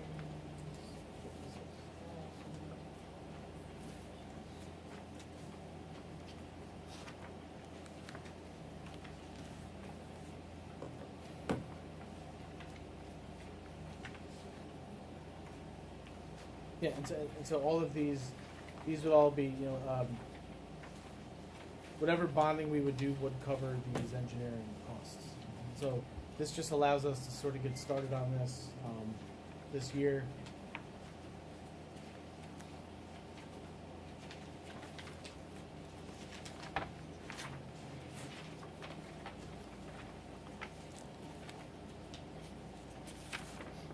If you need more, in terms of this particular one, if you need more time, I mean, certainly, we could hold this over to the special on July 25th if you need. If you, July 25th? yeah, so I was saying the special meeting that we're gonna call, to do, yeah, it's Tuesday, July 25th, that was gonna be when I was gonna propose to have a special, Okay. that week. I thought we had one meeting this month, so I made. Well, I thought we were gonna be able to do that too, but probably because of the storm and other things, we're gonna have to, but if, you know, so we have this agreement for, Jackson Avenue Culvert, this is just gonna be a whole series of engineering agreements for work that the town engineer has to do. So we have Jackson Avenue. Then we have the Continental Road Embankment Stabilization Project. This will actually be reimbursed. This is going to be this is a Hurricane Ida The FEMA project. And so this would be to pay for the engineering related to that, which would be reimbursed by the FEMA Hazard Mitigation Project. It's already been approved. And then there is also, we've already authorized the bonding on that. We did that earlier in the year. So this is for, all right, so that's that. We then have the Rings Pond dredging, and so what I would propose to do to this, and we can work out the details with Sean afterwards, but it sounds like the board would like to get some type of, I mean, I don't know how formal of a study we want, because that could get into be very expensive, but if you would like, what, an analysis by a pond management company? I mean, we've had these, yeah. We'll just the water analysis already done. But, I'll reach out to Sean and have a environmental engineer from that firm to actually come and take a look at the pond and actually do a study to say, hey, you're moving in the right direction, or no, you're wasting your time and money and effort, you should go this direction. So I'll definitely reach out to Sean tomorrow and add that into this before moving forward with this. Okay. I think that's legitimate enough. That way, you know, it's not falling back on me that, you know, who the hell is Tim McCarty? He's not an engineer or even environmental engineer. No, I'm just a country boy. But, you know, I didn't know a little bit about ponds from being a country boy. So anyway, enough of that, and I'll reach out to Sean and Okay. get a professional analysis on it Okay. to move forward. Did they do, like, did you send it out to a company, or just use the kit? Mhm. Use the kit to test the water? No, sometimes I'm professional. Okay, Yeah. okay. Oh, everything's done through, I didn't use it, it's not my title, swimming pool. Okay, next up we have the Rings Pond pedestrian bridge. So you know the bridge goes out to the gazebo? You recall that we discussed earlier in the year how to spend the Delavadova trust money and that could be used for repairs and maintenance. So what I had proposed at the time is that, and we actually have to replace this bridge because it is failing and it's starting to become unsafe. It is something we have to replace. That we would use the Delavadova money to pay for the replacement of that bridge. Did we fulfill the requirement for the Delavadova? Yeah, I thought we said we could use it for maintenance and repairs. She's talking Oh, about the sorry. bench. No, it doesn't have to be a bench. It has to be a plaque. All right, a plaque, A whatever. plaque saying Oh, no, I'm being 1965. satisfied, That's up and in the park? okay. Yeah, we have it. If it's up and in the It's park? up in We the have park? we have a plaque that says class of No, but it 1960. isn't in the park, I'm sorry. It does not have to be in the park. We ordered it, and what we It's had, gotta be something. It's gotta be someplace in the park. we were going to affix it to the bridge when it was finished, and the bridge is not finished. So why would we just put a plaque on I didn't realize on that the was the ground? plan. Yeah, no. That in fact, I had communicated that to Sarita that we intended to use the Oh, the money attorney? the attorney. I communicated to her that we intend to use the Yeah, we money had to an replace email. the bridge, and that we have already ordered the plaque that could be affixed to the bridge. If the board feels like we should, and it doesn't have to be a bench, it just has to be a plaque that says class of 1965. If you go back and actually look at it, if the board would like to have a bigger plaque somewhere, we could certainly do that, but I felt we should put the plaque right on the bridge. That the, I think you know, that's a nice place for it. So Did thi- we already have someone else's plaque, there's a plaque up there already, did you know that? It will be two plaques next to each other. I have a plaque that is not affixed to anything that will go on the bridge when this is done. Right, there was one that was already there, when I surveyed the property of the Historical Society. There's a plaque actually on. Is that the one for Ken Kumple? Yeah.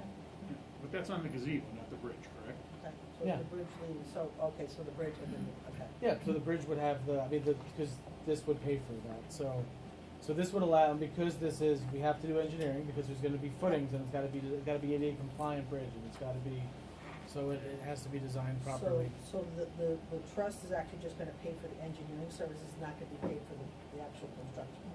So, because this is gonna be a public works project, Okay. we have to hire them first, and we will then get, bids for the public works project. Okay. And then after the town spends the money, we will then transfer the money from the trust to cover the cost that the town has incurred for the bridge. Okay. That's how that would work. Okay. And then once the bridge is done, we'll take the plaque that's sitting in my office and we will stick it right on the bridge. We'll wherever the board would like to put it, we can have a ceremony, we can have a, No, I mean, we can have a again, whatever. I'm just emphasizing the fact that someone passed away and they left this money, and I just want it to be done Oh, with respect to them. absolutely. Will do, yep. Okay, so next we have the engineering services agreement for the Taylor Road culvert replacement. This is another culvert that has to be replaced that we have also put in for Bridge New York culvert money. So again, this is another engineering agreement, and then there's also a bond resolution for the same thing to do that would, and again, this doesn't mean we have to borrow the money. It's just it allows us to borrow the money after the engineering is done to do the work and to replace the culvert.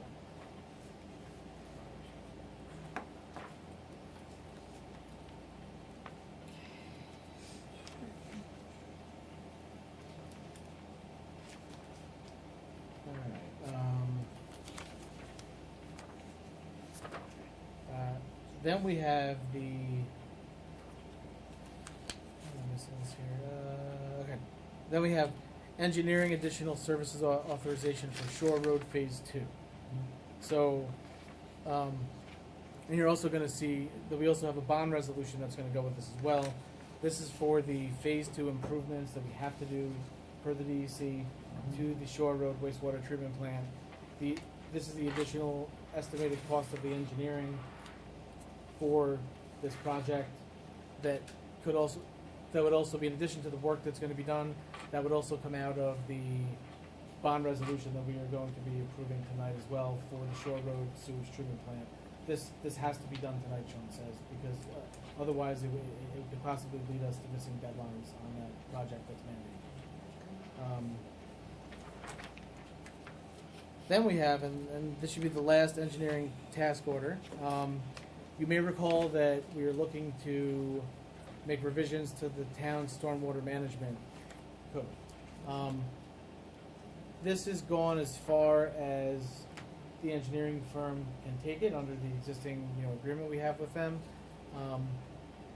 In order for us to continue doing the work, to basically put in those more stricter requirements, and as you know right now, we currently have the minimum DEC mandated regs, which do not cover, intense rainstorms. Now, I'm not sure that we can bring it up to the level of a 9-inch rainstorm over 3 hours, but we can certainly make it much better and stronger to handle more intense storms. And so, part of this is going to be to find out what level we can bring those up to, but other municipalities across the county, like Montgomery and Goshen, they've already done that. They already have it in place. So I know we're going to look to bring it up at least to what those are, possibly higher. We have to balance, obviously the cost versus like the additional amount of like protection you would get, but that's a discussion we have to have. I mean, I think in light of like what we're seeing happening here with these, intense storms, we need to have as much protection as possible. It's not going to apply to previous stormwater plans, unfortunately, right? We can't go back and apply it to. No, you cannot, there's never track. Yeah. So unfortunately, we can't go back and apply it to the golf course. I mean, too bad this wasn't in place when that was happening, but certainly, any other projects in the future we can apply this to when there, if there's going to be SWIPs. All right, here. Oh, sure, yeah. So this is So you may recall that we bid out the engineering for the Hasbrook drainage area improvements. We had to bid it out. MHE was not allowed to do the engineering because they were the ones that wrote the grant, and the state basically said, you wrote the grant, you can't be the engineer. You can manage the construction, you can manage the, the procurement and bidding process, but you can't actually do the engineering. So they made us bid this out. And the only folks that came back, the only firm that came back and put in a bid, is the company that you have in front of you right here, which is, it's MNTM, Mercurio, Norton, Tiroli, and Marshall. They have bid on this, and so we do have a grant to pay for the engineering. So this is going to come out of the FEMA Hazard Mitigation Planning Grant. That would cover the cost of this engineering as well as the bidding. And Will the grant work if there's only one bidder? Yeah, it will. Yeah, I spoke to Sean about it. He said that we had to obviously go through the process, but no one else bid. So, and he has every confidence that we could work with this firm. He's worked with them in the past, so they have confidence that they can do the work. And so, their fee for the engineering is $150,000. That's the estimated fee. The rest of the $350,000 will go to construction management, the procurement process, and that's likely to go to MHE. But in order for us to get this engineering done, so we can actually, get a true cost, and we can, do the bonding, we can start moving this project forward, get shovels in the ground, we got to get this done. And so I'm going to ask the board to accept this bid tonight, so we can, start the engineering as quickly as possible on this.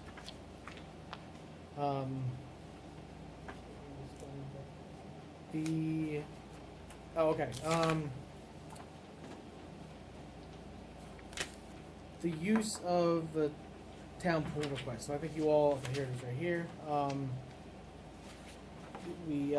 The owner of Butterhill Day School, Helen Bunch, she had submitted an email asking to be able to use the town pool 2 days a week from 1 p.m. to 2:45 p.m. No more than 50 kids. She's offering the town $2,000 advance in payment. As you know, last year we sort of had everyone go with the summer camp. We're talking to Phyllis and Laura.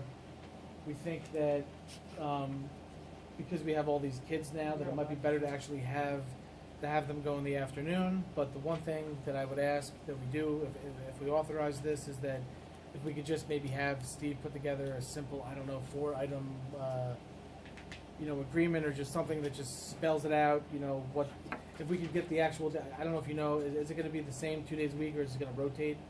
Do you know? But it would depend on the weather, probably. Okay. Did we have an agreement last year? I think we've never had No. an agreement.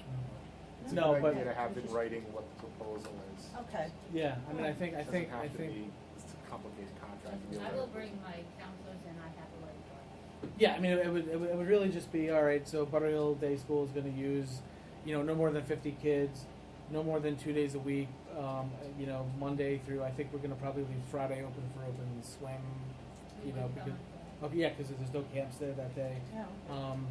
The $2,000, etc. We both sign off on it, and I just think that's how we would do it. And then the only other thing that we might put in there is insurance. I can give you some. Okay, and then I think that would do it, and then we'd be good to I go. have 7 million. Okay. No, that's.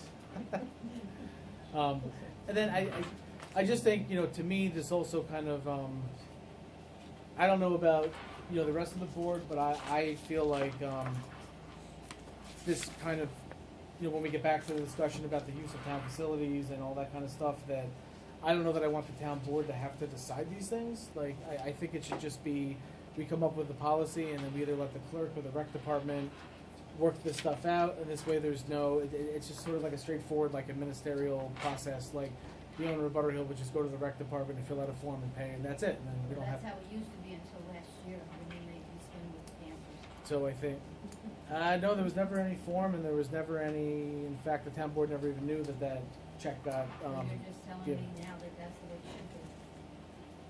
I'm saying that we should put a formal process into place and if people wanna use facilities, we should set how that's gonna work, and I know the town board had discussed doing that, and so I think when we get back to talking about that in August, we should figure out a way to, how we're gonna do it with all the facilities and how that's gonna work, so that we don't have this ad hoc system of, approving use. So, I would ask that the town board, will approve this in, regular session, and we'll have Steve draft the agreement, and, but, When is your regular session? Right after this. yeah, no, we're gonna do it right after this. We only have one meeting this month, so we're gonna do this right after this. You'll be good to go. Yeah, I think so. Josh, did you skip the CSEA? Yeah, I'm gonna get to is there this. something? I thought I saw that though. Yeah, sorry, I think Denise must have left it off. I'm Wasn't sorry. on the, wasn't No, on it's the not. agenda. Oh, sorry. It is, okay, sorry. Is it? Yep, I was looking at the, yep, my bad. Okay, so we have, and I'm, the union president, Brandon Calor, he brought this to me, a couple weeks ago. Yeah, it's reading the package. No, I was looking Yeah. at the agenda, Yeah. that's why it wasn't making sense. The union president, he brought this to me, and there are other municipalities that do allow for, union officers to have a certain number of days. He's asking for 10. I don't know that we necessarily want to give 10. Yeah, I don't know what the right number is. Maybe it's 2, maybe it's 3, maybe it's 4. But basically, he wouldn't. This way, they don't have to use their own personal time off to go to trainings for union events. Sorry, who is this? Is that you? This is the head of our local CSEA bargaining unit, Brandon Calor. He's asking that the officers be allowed to have that instead of having to use their PTO, that the town allows them like a certain number of training days a year to be able to go to different union type functions. Yeah, treaty wide. Yeah. Approximately, do you have an idea how many days they typically? He said that he thinks it's like no more than like 3 to 5 over the course of a year. He asked for 10. I mean, this is a starting point for us, so I think, and his the first training is actually not going to be until October, I believe. So he brought it to us with plenty of time to discuss. I mean, certainly I've sent this our Joe DePalma from Jackson Lewis. He's got it, and certainly we could try to figure out what's the right number of days for this, but it is something that other municipalities in Orange County do. They do allow a certain number. Yeah, no, it makes sense. So I don't know, 10 is, no, I mean I think that might be. This is what he asked for, so I'm surprised. And the training is Yeah. being paid by the training that he goes to. Sure. I mean I'm just. This is a yeah. I mean, we would be open to do 5, and then if something comes up where they have more meetings, we vote on the board to approve it. Yeah, I mean, I Can we would do think that? so. So if the board wants to go back and tell them Legally, 5, can then we I do can that? go back and tell them 5, and then, I think they would probably be happy with anything that would, meet their needs. So I think, Well, yeah, I don't understand myself. yeah, maybe Because they need to have like, to do like a day off for like these events, whenever they go to, it has to be, union business has to be in writing, it has to be a form, Sure. it has to be Yep. agreed upon. Otherwise, people just gonna go, yeah, how's that union business, and I just go don't out, mind like, that. We had to put up the form. we would have to put together some type of like form where they got to attach like the copy of the form, and I guess I would probably have to sign off on it, or Tommy would have to sign off on it. However that would happen, but we could create a form for 2 signatures. We could do that. So if the board wants me to go back with 5 days, I can go back to him with 5 days, and then we Just can. fill out a form, that's it. Yeah, we can create a form. Okay. Okay. Good job. Okay, so I will go. I'll go back to him with that.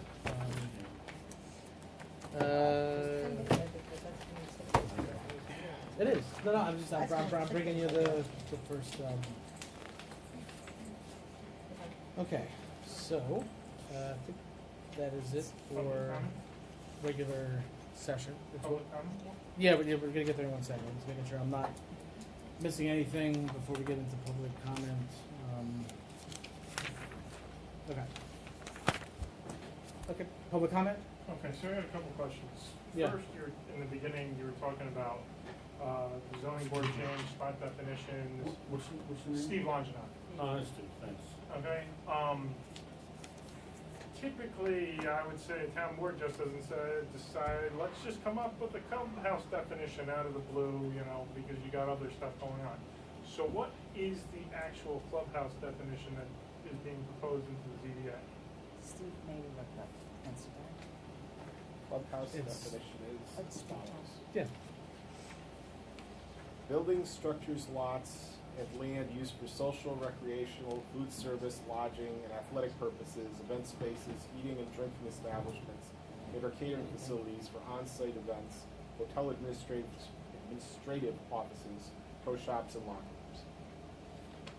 Okay, so pretty much all encompassing of hotel,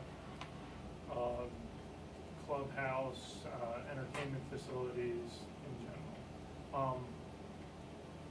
My question would kind of be, just because it didn't say it before, I guess we were acting, you know, it seems to me that we're trying to create some sort of assurance for some sort of buyer who might eventually sometime want this, that they would be allowed to perhaps do something down the road. Okay, and I think the board needs to be very careful that we don't get into a collusion situation. So, I'm just throwing that out there because that was the first that I've heard about it. The second, what's the timeline for the downstream study, once the engineering firm actually goes and gets hired? I would say later on tonight.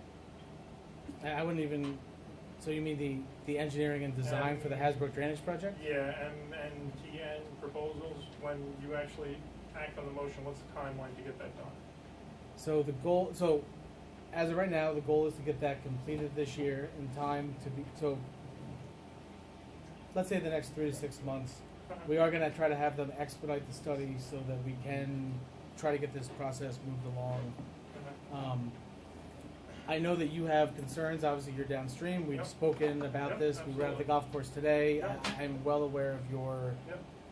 concerns. I think it's, you know, we need to make sure that your concerns are, Yeah, no, Yeah. I was just more looking Yeah. for a timeline, not to go and, yeah. so I appreciate you stepping and walking the golf course with me, and you guys can talk about that later at a different time. The second comment I would like to make is, and this doesn't technically pertain to you, because you are not the monitors and the controllers of it, but I had a conversation with the village mayor, the water superintendent, and then again with the mayor. Our creeks are the spillways for the reservoirs up in Black Rock, okay? The last 2, maybe 3 years, I would say we've had a higher problem with runoff through the creeks. Would we all agree with that? Okay? A telling comment that was made to me from the mayor was, he was very proud that we haven't had to go back on any aqueduct water, because it's very expensive. So all the reservoirs, except for one, are being kept at capacity. Okay? So when you keep a reservoir at capacity, as soon as you get rainfall, it goes down the spillway. Okay? When I asked for what the records were of the actual mean levels of the reservoir, I was told they were not ever kept. That's not a record that they have. I then asked for the policy and procedure of how we monitor, how we go and, I guess you would plan for a storm, okay, how we draw down the reservoirs, and I was then told you have to boil it, okay, and met with the brick wall. Now, this doesn't pertain to this board, and I understand that. You have residents on Hasbrook, you have residents on Continental. But we're all being affected by how those reservoirs are controlled. So I would say, as a board, you should start looking into it. Thank you. Thank you. Yes. Have the deed restrictions for the Stolman family expired? And would they be relevant here? Are you talking the golf course? Yeah. Talking about those. Only if it can stop being used as a golf course, and even then there's enforcement issues, but they're still in place as far as I know. And as I recall, the provision said if it ever stops being used as a golf course is when they would become effective. Nobody's talking about not using it as a golf course. no hotel up there? Well, the hotels that would be permitted would be only accessory to an athletic use, like golf course. So it wouldn't stop it being golf course even if a hotel was put in. It doesn't restrict anything else, it Okay, just all mandates right, I'm it. completely fine with research. Is there anything else? No, No? thank you for your Okay. time. Yes? No? Okay. Yes? Greg Roby, Mineral Springs. Thank you for your time. Sorry you keep going on this after this. The comment about what involves the gravel that's there on the Hasbrook, it fills up, and comes, the stuff that comes out of Black Rock, same thing in Mountain Vale. With, what blew me away with the storm on Sunday, and I worked right through it because I was trying to save my ponds from the drainage off my neighbor's road. These are being kept track of now by FEMA. And so the flood rate, the national risk rating 2.0 is a dynamic database on which insurance companies base flood insurance policies in the rates, and their annual things, and they're dynamic. So every year you have these things can go on. What I'm in the process of trying to do, and I unfortunately don't have the information I need yet. There is a 554 ordinance under real property tax law. I've been to the Commissioner of Taxation and Finance in New York.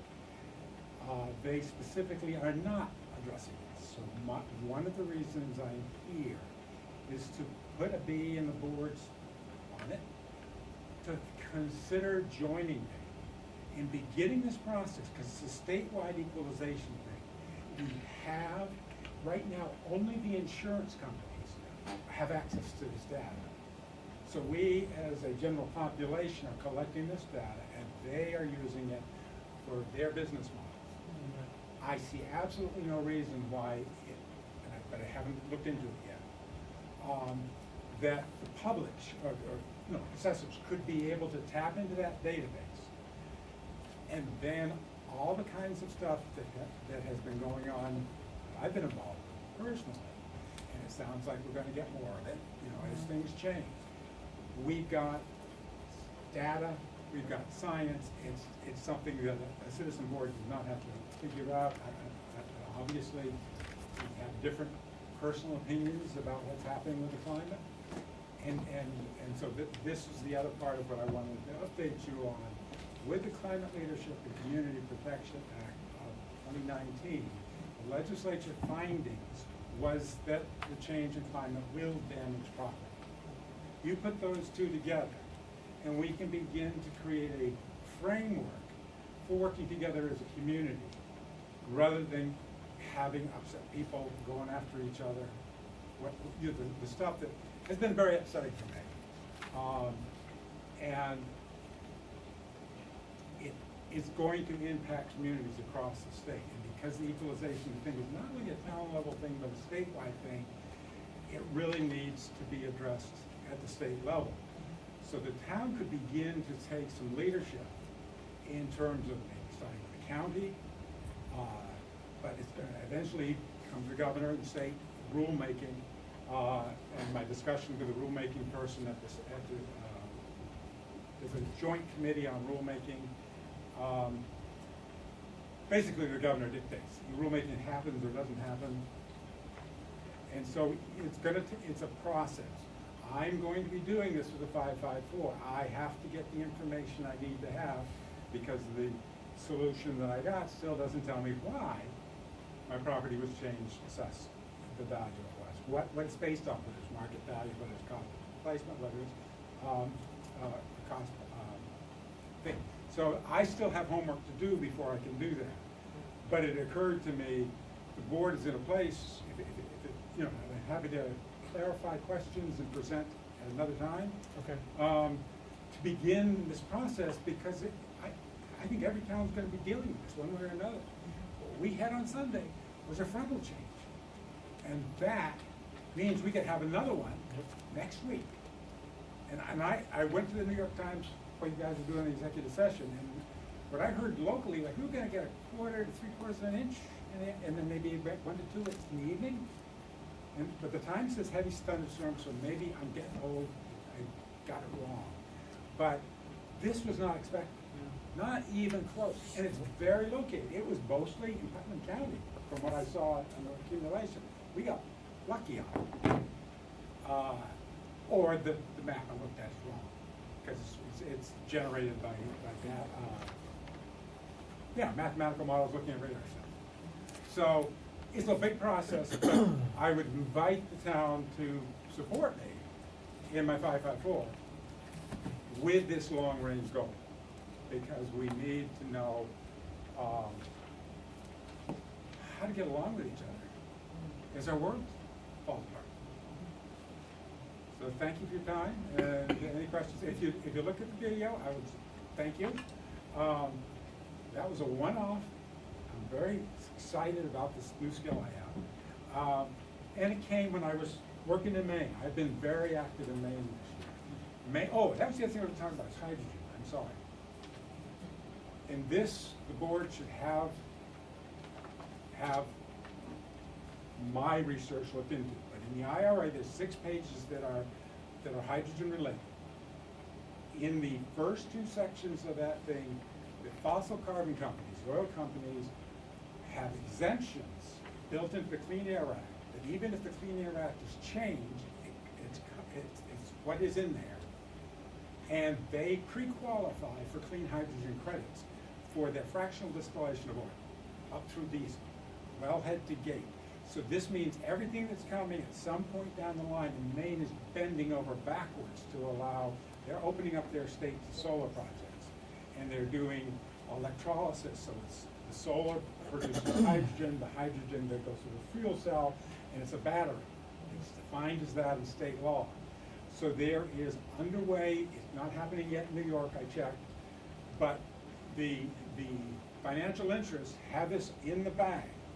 And our oil companies are going to be able to declare themselves as energy companies, qualify that credit once the populace has built the Northeast Hydrogen. Can we maybe pick that up at the next Absolutely. meeting? Okay. Because it's that big a thing, and it really needs, I would love a legal team to look at that law, because it's there and it's hidden. Thanks, Chris. So thank you for your time. You're welcome. Of course, your service too. Okay, so first up, we have a bond resolution for Cornwall District Shore Road wastewater treatment plant improvements. We actually have, this, Meeting session now, or are you still in the work session? we're in our regular session where You we're, wanna approve the minutes first? yeah, we're voting now, yeah. It's gonna go all the way back. Not these days?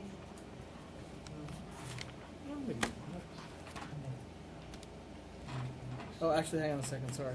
My bad, with the minutes. Yeah. All right, so first, yeah, let's do the minutes first, sorry about that. It's been a long night and week. All right, so can I first we have approval of minutes, June 6, 2023. For the special meeting, we have the minutes for June 13th, 2023 work session and special meeting, and then the June 20th, 2023 regular meeting. Is it June 20th or June 25th? June 20th, he's saying, June 20th meeting. Yeah, sorry, it's June 20th, 2023 regular meeting. Yes, it's not done. Okay, yeah. Can I get a motion to approve the minutes? Second. Ms. Scott? Yes. Mr. McGinnis? Yeah. Mr. McCarty? Yes. Ms. Michael Rossi? Yes. Mr. Wojciechowski? Yes. Okay, so next up, is there any public comment on these agenda items before we move into the bond resolutions? No? Okay. So first up, we have the bond resolution, Cornwall District Shore Road wastewater treatment facility improvements. So I'm gonna ask that we waive the readings on this. So there's gonna be 2 of them, so just what, There are two Yeah, resolutions we've got on this. The first one is to approve the I&I work in the Yep, district. and then it's Subject to the borrowing, and the second one is for the borrowing.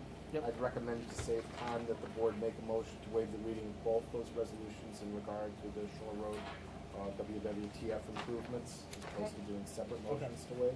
So, Second. Second. Oh, yeah. Ms. Scott? Yes. Mr. McGinnis? Yes. Mr. McCarty? Yes. Ms. Michael Rossi? Yes. Mr. Wojciechowski? yes. Now therefore, it is hereby determined that it is in the public interest to increase and improve facilities of the district as herein above described at an estimated maximum of $9 million.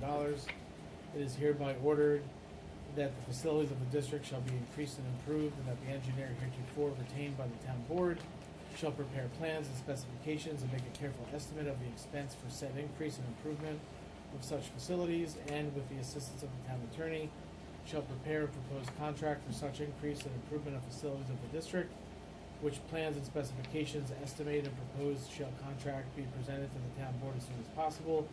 It is hereby further ordered that the expense of the said increase and improvement of the facility shall be financed by the issuance of $9 million bonds of the town, and the cost of said increase and improvement of facilities, including payment of principal of and interest on said bonds, shall be paid by the assessment, levy, and collection of sewer charges and taxes on benefited real property within the district on an ad valorem basis in the same manner and at the same time as other town charges, to pay the principal of and interest on said bonds, as the same shall be due and payable, and is hereby further ordered that the town clerk record or cause to be recorded a certified copy of this resolution in order after public hearing in the office of the clerk of the Orange County within 10 days after adoption thereof, dated July 11th, 2023. Then, No, Oh. you should prove them one at a time. So, Sure. there's just been a gotcha, motion. okay. So can I get a motion to approve the expenditure of $9,000 for the Cornwall District Shore Road wastewater treatment improvement? $9 million, yes. Second. Ms. Scott? Yes. Mr. McGinnis? Yes. Mr. McCarty? Yes. Ms. Michael Rossi? Yes. Mr. Wojciechowski? Yes. And now you move on to the bonding resolution. Sorry, yes. And the bond resolution of the town of Cornwall, New York, adopted July 11th, 2023, appropriating $1.5 million in addition to the $7.5 million heretofore appropriated for the increase and improvement of facilities of Cornwall Sewer District Number 1, and authorizing the issuance of bonds of the town in the principal amount of $1.5 million to finance said additional appropriation. Can I get a motion to approve? So moved. Second. Ms. Scott? Yes. Mr. McGinnis? Yes. Mr. McCarty? Yes. And Mr. Wojciechowski? Yes.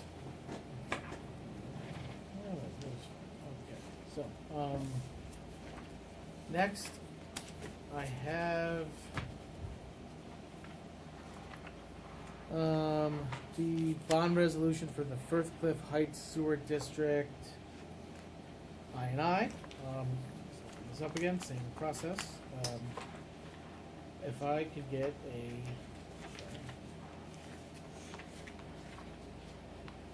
get a motion to waive the reading of So moved. both the bond resolution and the approval for the project. Second. Ms. Scott? Yes. Mr. McGinnis? Yes. Mr. McCarty? Yes. Mr. Wojciechowski? Yes. Now therefore it is hereby determined that it is in the public interest to increase and improve the facilities of the district as herein above described at the estimated maximum cost of $2.5 million. It is hereby ordered that the facilities of the district shall be so increased and improved, and that the engineer heretofore retained by the town board shall prepare plans and specifications and make a careful estimate of the expense for said increase and improvement of such facilities, and with the assistance of the town attorney shall prepare a proposed contract for such increase and improvement of facilities of the district, which plans and specifications, estimate, and proposed contract shall be presented to the town board as soon as possible. It is hereby further ordered that the expense of the said increase and improvement of the facilities shall be financed by the issuance of bonds of the town, and the cost of said increase and improvements of the facilities, including payment of principal and interest on said bonds, shall be paid by sewer charges and taxes on real property within the district on an ad valorem basis.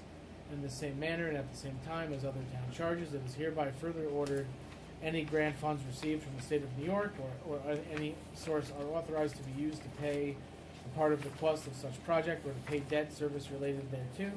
And further ordered that the town clerk record or cause to be recorded a certified copy of this resolution in order after public hearing in the office of the clerk of Orange County within 10 days of the days after the adoption thereof.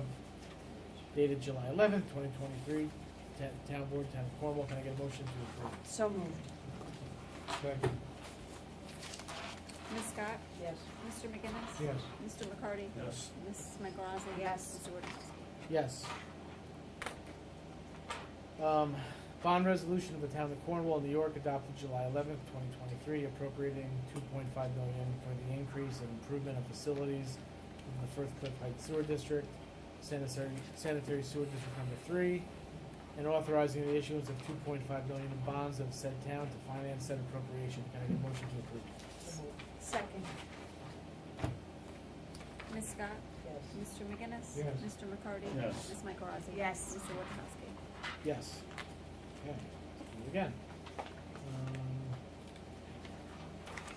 Can I get a motion to waive the reading of the bond resolution and the approval of the Beaver Dam Lake Sewer District I&I project? So moved. Second. Ms. Scott? Yes. Mr. McGinnis? Yes. Mr. McCarty? Yes. Ms. Mike Rosati? Yes. Mr. Wojciechowski? Yes. Now therefore it be ordered that a meeting of the town board of the town be held at the town hall, No, 180. no, no. I already did it. Oh, sorry, I'm sorry. Here, here, here. Oh, my bad, okay, sorry. Okay. Yep. Now therefore it is hereby determined that it is in the public interest to increase and improve facilities of the district as hereinabove described at the estimated maximum of $3.5 million. It is hereby ordered that the facilities of the district shall be increased and improved, and that the engineer heretofore retained by the town board shall prepare plans and specifications and make a careful estimate of the expense for said increase and improvement of such facilities, and with the assistance of the town attorney shall prepare a proposed contract for such increase and improvement of facilities of the district, which plans and specifications estimated and proposed shall be presented to the town board as soon as possible, and it is hereby further ordered that the expense of the said increase and improvement of the facility shall be financed by the issuance of bonds of the town, and the cost of said increase and improvement of facilities, including payment of principal and interest on bonds, shall be paid by sewer charges and taxes on real property within the district on an ad valorem basis in the same manner and at the same time as the other town charges. It is hereby further ordered any grant funds received from the state of New York or any other source are authorized to be used to pay a part of the cost of such project or to pay debt service related thereto. And further ordered that the town clerk record or cause to be recorded a certified copy of this resolution in order after public hearing in the office of the clerk of Orange County within 10 days after adoption thereof, dated July 11th, 2023, Town Board of Town of Cornwall. Can I get a motion to approve? Second. Ms. Scott? Yes. Mr. McGinnis? Yes. Mr. McCarty? Yes. Ms. Mike Rosati? Yes. Mr. Wojciechowski? Yes. Bond resolution of the Town of Cornwall, New York, adopted July 11th, 2023, appropriating $3.5 million for the increase and improvement of facilities of the Beaver Dam Lake Sewer District, Sanitary Sewer District Number 4, and authorizing the issuance of $3.5 million in bonds of said town to finance the appropriation. Can I get a motion to approve? Second. Ms. Scott? Yes. Mr. McGinnis? Yes. Mr. McCarty? Yes. Ms. Mike Rosati? Yes. Mr. Wojciechowski? All right, so on these culverts, there's only one. If I could get a motion to, We got Jackson Avenue. yep, sorry, Jackson Avenue culvert. If I could get a motion to waive the reading of the resolution for the Jackson So Avenue moved. culvert. Second. Ms. Scott? Yes. Mr. McGinnis? Yes. Mr. McCarty? Yes. Ms. Mike Rosati? Yes. Mr. Wojciechowski? Yes. Bond resolution of the Town of Cornwall, New York, adopted July 11th, 2023, authorizing the issuance of bonds at a principal amount not to exceed $1.3 million to finance the construction of improvements to the Jackson Avenue culvert, stating the estimated maximum cost thereof is 1.3 and appropriating said amount for such purpose. Can I get a motion to approve? So moved. Second. Ms. Scott? Yes. Mr. McGinnis? Yes. Mr. McCarty? Yes. Ms. Michael Rossi? Yes. Mr. Wojciechowski? Yes. Okay. Next up, I have a bond resolution for the Taylor Road culvert. If I could get a motion to waive the reading of the resolution. So moved. Second. Ms. Scott? Yes. Mr. McGinnis? Yes. Mr. McCarty? Yes. Ms. Michael Rossi? Yes. Mr. Wojciechowski? Yes. Bond resolution of the Town of Cornwall, New York, adopted July 11th, 2023, authorizing the issuance of bonds in a principal amount not to exceed 1.5 million to finance the construction of improvements to the Taylor Road culvert, stating the estimated maximum cost thereof is 1.5 million and appropriating said amount for such purpose. Can I get a motion to approve? So moved. Ms. Scott? Yes. Mr. McGinnis? Yes. Mr. McCarty? Yes. Ms. Michael Rossi? Yes. Mr. Wojciechowski? Yes. All right, next up, I have a resolution for the Orange County IMA for snow and ice control 2023-2024 season. Whereas the Town of Cornwall has received an agreement for control of snow and ice on certain county roads for the 2023-2024 season, which obligates the town to remove snow and ice from county roads in return for a per mile payment to the town for designated roads. Whereas the town wishes to enter into the agreement with the county, now therefore be resolved as follows, that the town board does hereby approve the agreement for control of snow and ice on certain county roads, a copy which is attached here too. If the town board authorizes the supervisor to execute the same, if the town agrees to provide the county with required certificates of insurance together with agreement executed by the supervisor. Can I get a motion to approve? Ms. Scott? Yes. Mr. McGinnis? Yes. Mr. McCarty? Yes. Ms. Michael Rossi? Yes. Mr. Wojciechowski? Yes. Next up, I have the resolution to enter into the agreement with Millennium Strategies for the grant writing portal services in the amount of $400 per month.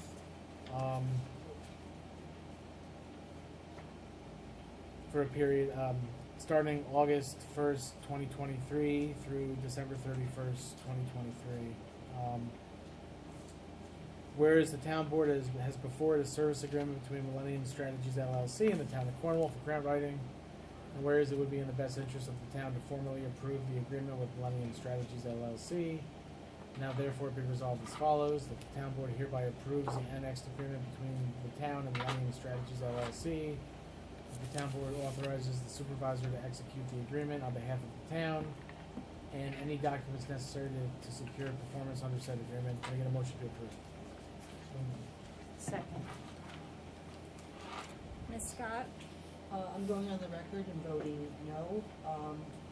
Getting the knowledge that, the supervisor and, Wayne Gold actually were present in a Zoom meeting. We could have had a Zoom meeting to do this. I think it would have been, we've done this before. And, again, we were told that this was something we were gonna do at the end of the year. So I'm going on record and saying no because I feel this is being rushed through. Mr. McGinnis? Yes. Mr. McCarty? I'm gonna go and say that, so for $2,000, because it's $500, $400 for 5 months, so that's $2,000 and a $10,000 budget line that we have already currently. He's asking. Yes. Is that correct? Yep. We have. And that, so we it's have not 10,000. 2,400, it's 2,000. Yeah. This is sort of for 5 months. Yep, it's 5 months. We have $10,000. And we'll give, these This would are then- the I agree with Carrie, I'm gonna say yes. Ms. Michael Rossi? Yes. Mr. Wojciechowski? Yes. Okay. Okay, so next up, I have the engineering services agreement for the Jackson Avenue culvert replacement. If I could get a motion for the board to approve the Jackson Avenue culvert replacement, task order, for the Jackson Avenue culvert replacement, can I get a motion to approve? So moved. Second. Ms. Scott? Yes. Mr. McGinnis? Yes. Mr. McCarty? Yes. Ms. Michael Rossi? Yes. Mr. Wojciechowski? Yes. If I could get a, I've got the engineering services agreement for the Continental Road Embankment Stabilization Project. If I could get a motion to approve the agreement for engineering services. So moved. Second, that's paid by FEMA, right? Yep, that's paid for by FEMA. Ms. Scott? Yes. Mr. McGinnis? Yes. Mr. McCarty? Yes. Ms. Michael Rossi? Yes. Mr. Wojciechowski? Yes. And now have the Rings Pond dredging design, bidding, construction, and I guess we got, so what are we gonna have in there? I'm gonna make the motion to table that until we get professional engineer. Well, no, This is for the Rings Pond. we're adding that into this so that can be I Okay. say, paid for as part of this agreement. Okay. No? Well, no one's gonna do that for free. Oh, I know that. So I guess what I'm proposing is that we're gonna add in, I think we should. we're gonna ask the engineering firm to go out and to obtain, because otherwise we gotta go out and we have to, whereas if we have the engineering firm, they may have somebody in-house or they can go find someone that can do this. Because you guys want an actual like report, study, multiple page study on the restoration of the, Let me see what Mrs. Scott wants, like to do. What is it that you like to do? I think I voiced my opinion on this, that we should actually do the testing first.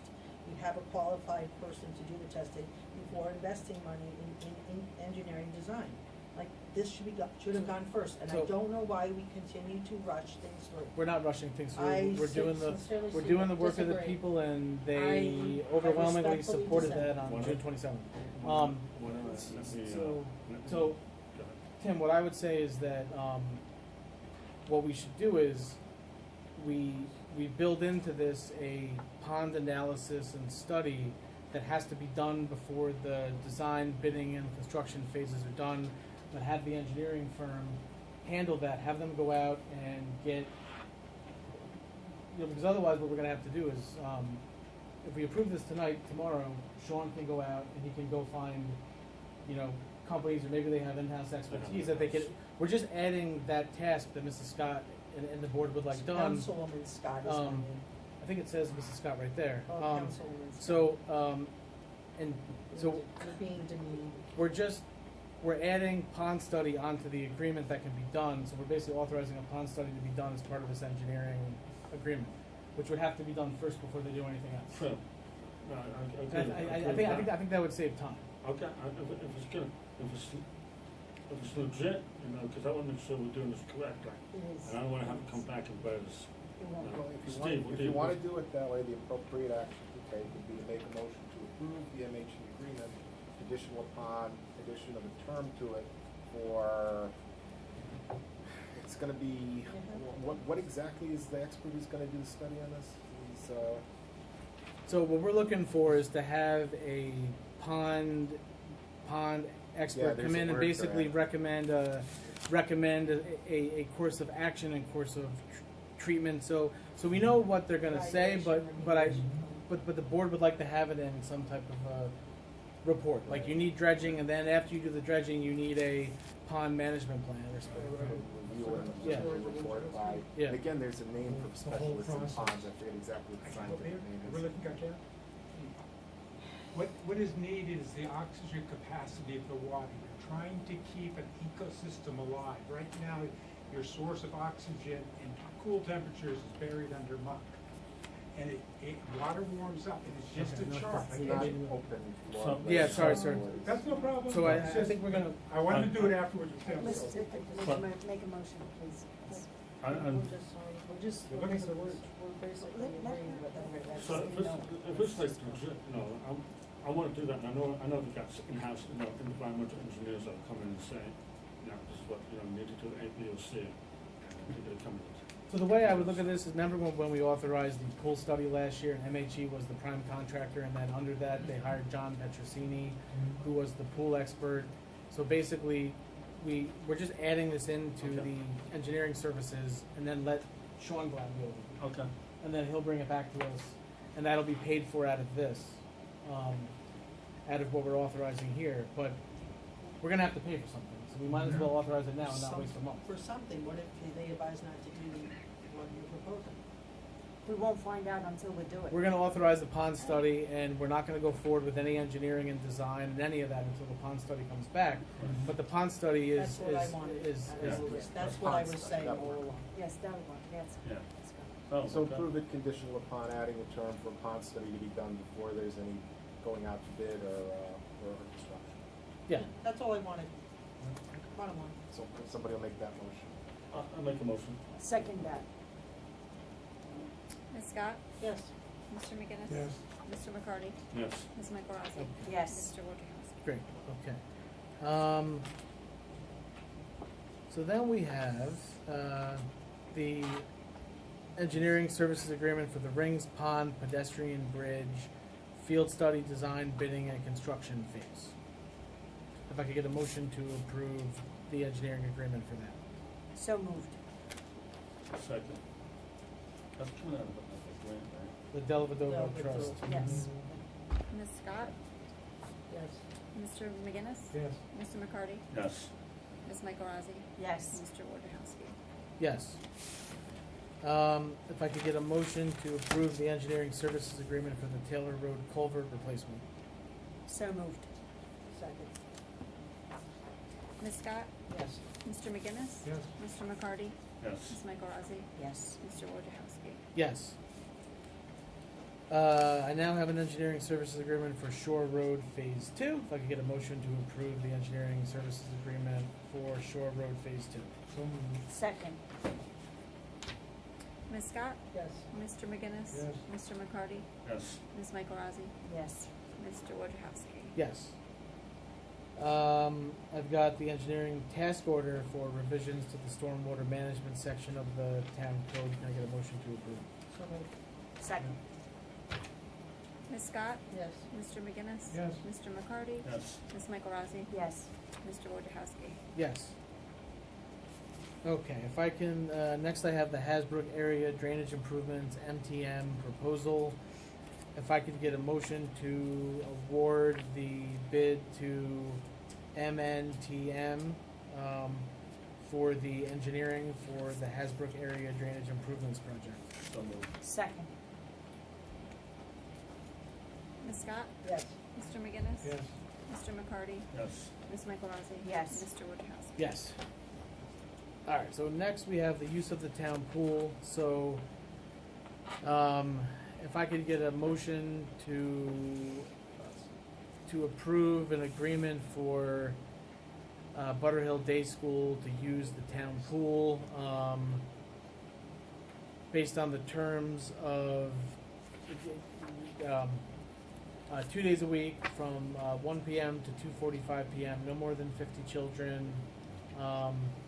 For the fee of $2,000 paid in advance, subject to providing insurance coverage. And the days of the week, we're going to restrict that from Monday to Thursday. So moved. Second. He's going to draw up an agreement, obviously. Yeah. Ms. Scott? Yes. Mr. McGinnis? Yes. Mr. McCarty? Yes. Ms. Michael Rossi? Abstaining on that. Mr. Wojciechowski? Yes. Okay. Committee reports. No, we didn't have committee. Oh, we did. Oh. Well, yeah, we're combining. I mean, if we can, I mean, look, if the board wants to, you know, to put this off till August, I don't have an issue with that. I would like to do that. if I that's second that. I agree. Okay. I agree. I am just gonna give a storm update, just if that's all right, just like 2 minutes, because that's probably what some folks wanna know maybe, before we get into the warrant. So, alright, so obviously we know what happened, 6-7 inches of rain, the Black Rock Forest up on Continental, was a 120 Continental Road, their rain gauge, I think it was like 6.5 or 7 inches of rain they received up there. We did have catastrophic flooding in certain areas of the town, which I think we've come to realize where those areas are now. Down Continental Road, down certain parts of Hasbrook. Yep, well, yes, Angola. So if you've driven on Angola Road, you'll see that there's parts of the road to the side, on both sides, that are washed out. Anything on Kirkland? They usually have a lot of flooding. Not tonight. Okay, that's good. No, well, I should say that the Quaker Mills, so because of the volume of rain, it just overwhelmed their Sure. stormwater system. Okay. And so there was some flooding in Harold and on Russell. In fact, we had a resident come in today to talk to us about it. But the in terms of like major infrastructure damage, the boulevard, there's actually 2 bridges on the boulevard. There's the one that you don't realize that's kind of that like stone bridge that the entrance that's the entrance to someone's house, and then the main bridge that's right by the golf course, Yeah. right between Brian Hunt and I think Louis Argenio's. Their house is right there. We should know tomorrow. The town structural engineer's been out there a couple times. Tomorrow we should be getting a final determination. So far, it's looking like that bridge may have to be replaced. That may have to be just, yeah. There's cracks, there's erosion below and above, and it's really bad. So that may be another situation where we have, like how we had on Continental, where FEMA will hopefully reimburse us for that. So that's the Boulevard Bridge. On Long Hill Road, you may have seen that there was I think it was about a double barrel culvert out there. The surface of the road got washed out. Our highway department put it back together with item 4. It is reopened, but we got to do more testing to see if that has to be replaced as well. It is safe to drive on right now, but we have to do more engineering. That's Long Hill Road. Angola Road, thankfully it's a county road, so even though it's going to impact us, that's on their dime. So we kind of avoid that. Mine Hill Road, lots of damage on both sides of the road all the way up. Kadiri Drive. Yep, Kadiri Drive. We did have the collapse of the foundation on Kadiri Drive, and yeah, it was basically the water came down, collapsed somebody's foundation. They're going to have to vacate the house until it gets fixed. So right now, it's, the building inspector had to not condemn it, but just it's not safe to be in. So there's a house on Kadiri Drive. There was some stuff on Clarkwood. There were some driveways that were washed out that we had to come in and like, yeah. Oh yeah, Black Rock Forest. So the volume of water basically, I don't know if you saw the pictures I posted, but it knocked a hole in one of the buildings. You could just two buildings, and then the main building you may have seen that had to be torn down because the whole foundation, the underpinnings were now beneath the stream, and so we couldn't just let that go into the. So John Hand condemned it yesterday, and we had to take it down yesterday.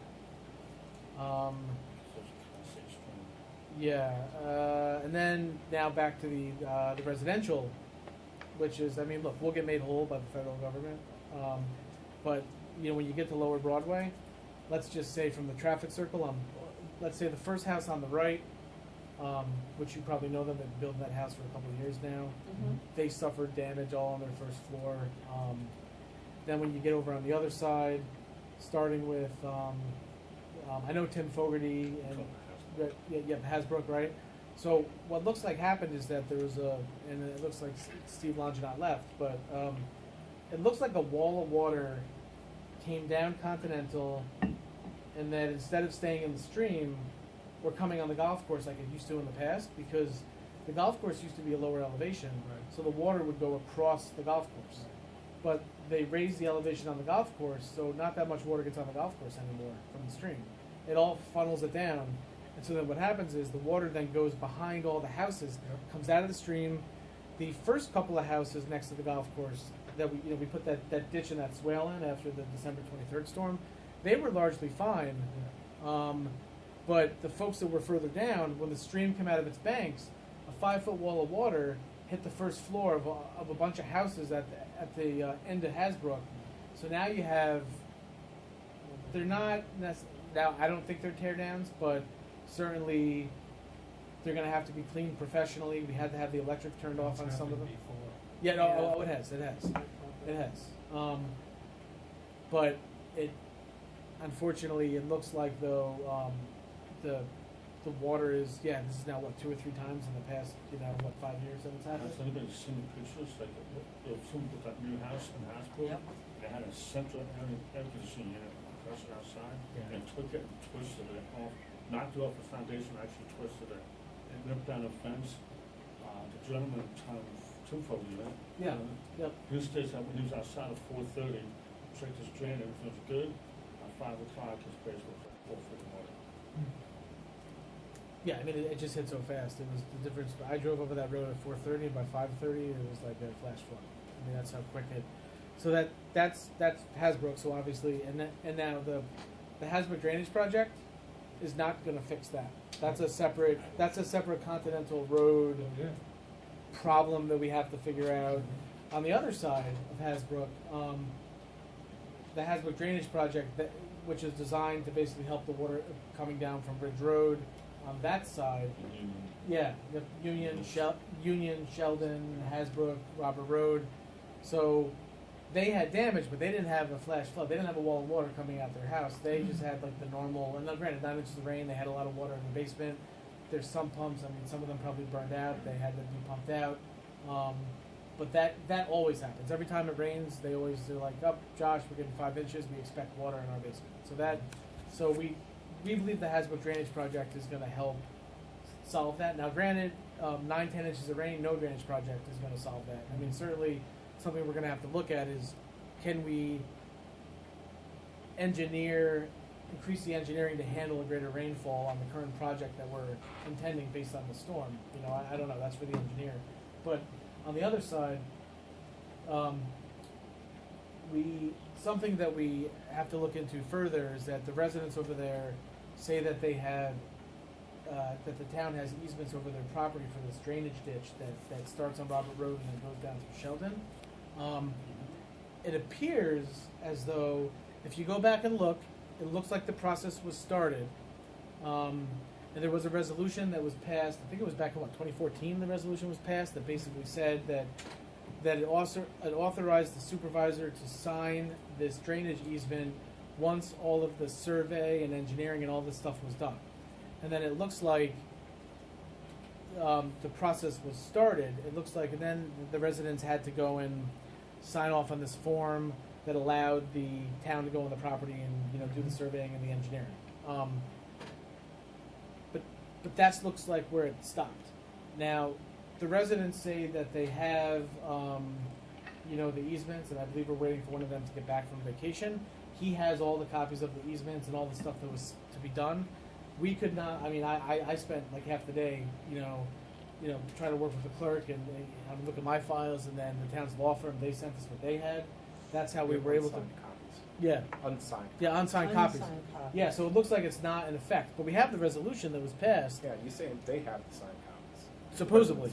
So We don't know yet. Yeah, we don't know yet. But we can't re-execute. Yeah, but that resolution that was passed, that authorizes what? Any supervisor to sign that, or just the one? Supervisor's office. Okay, yeah.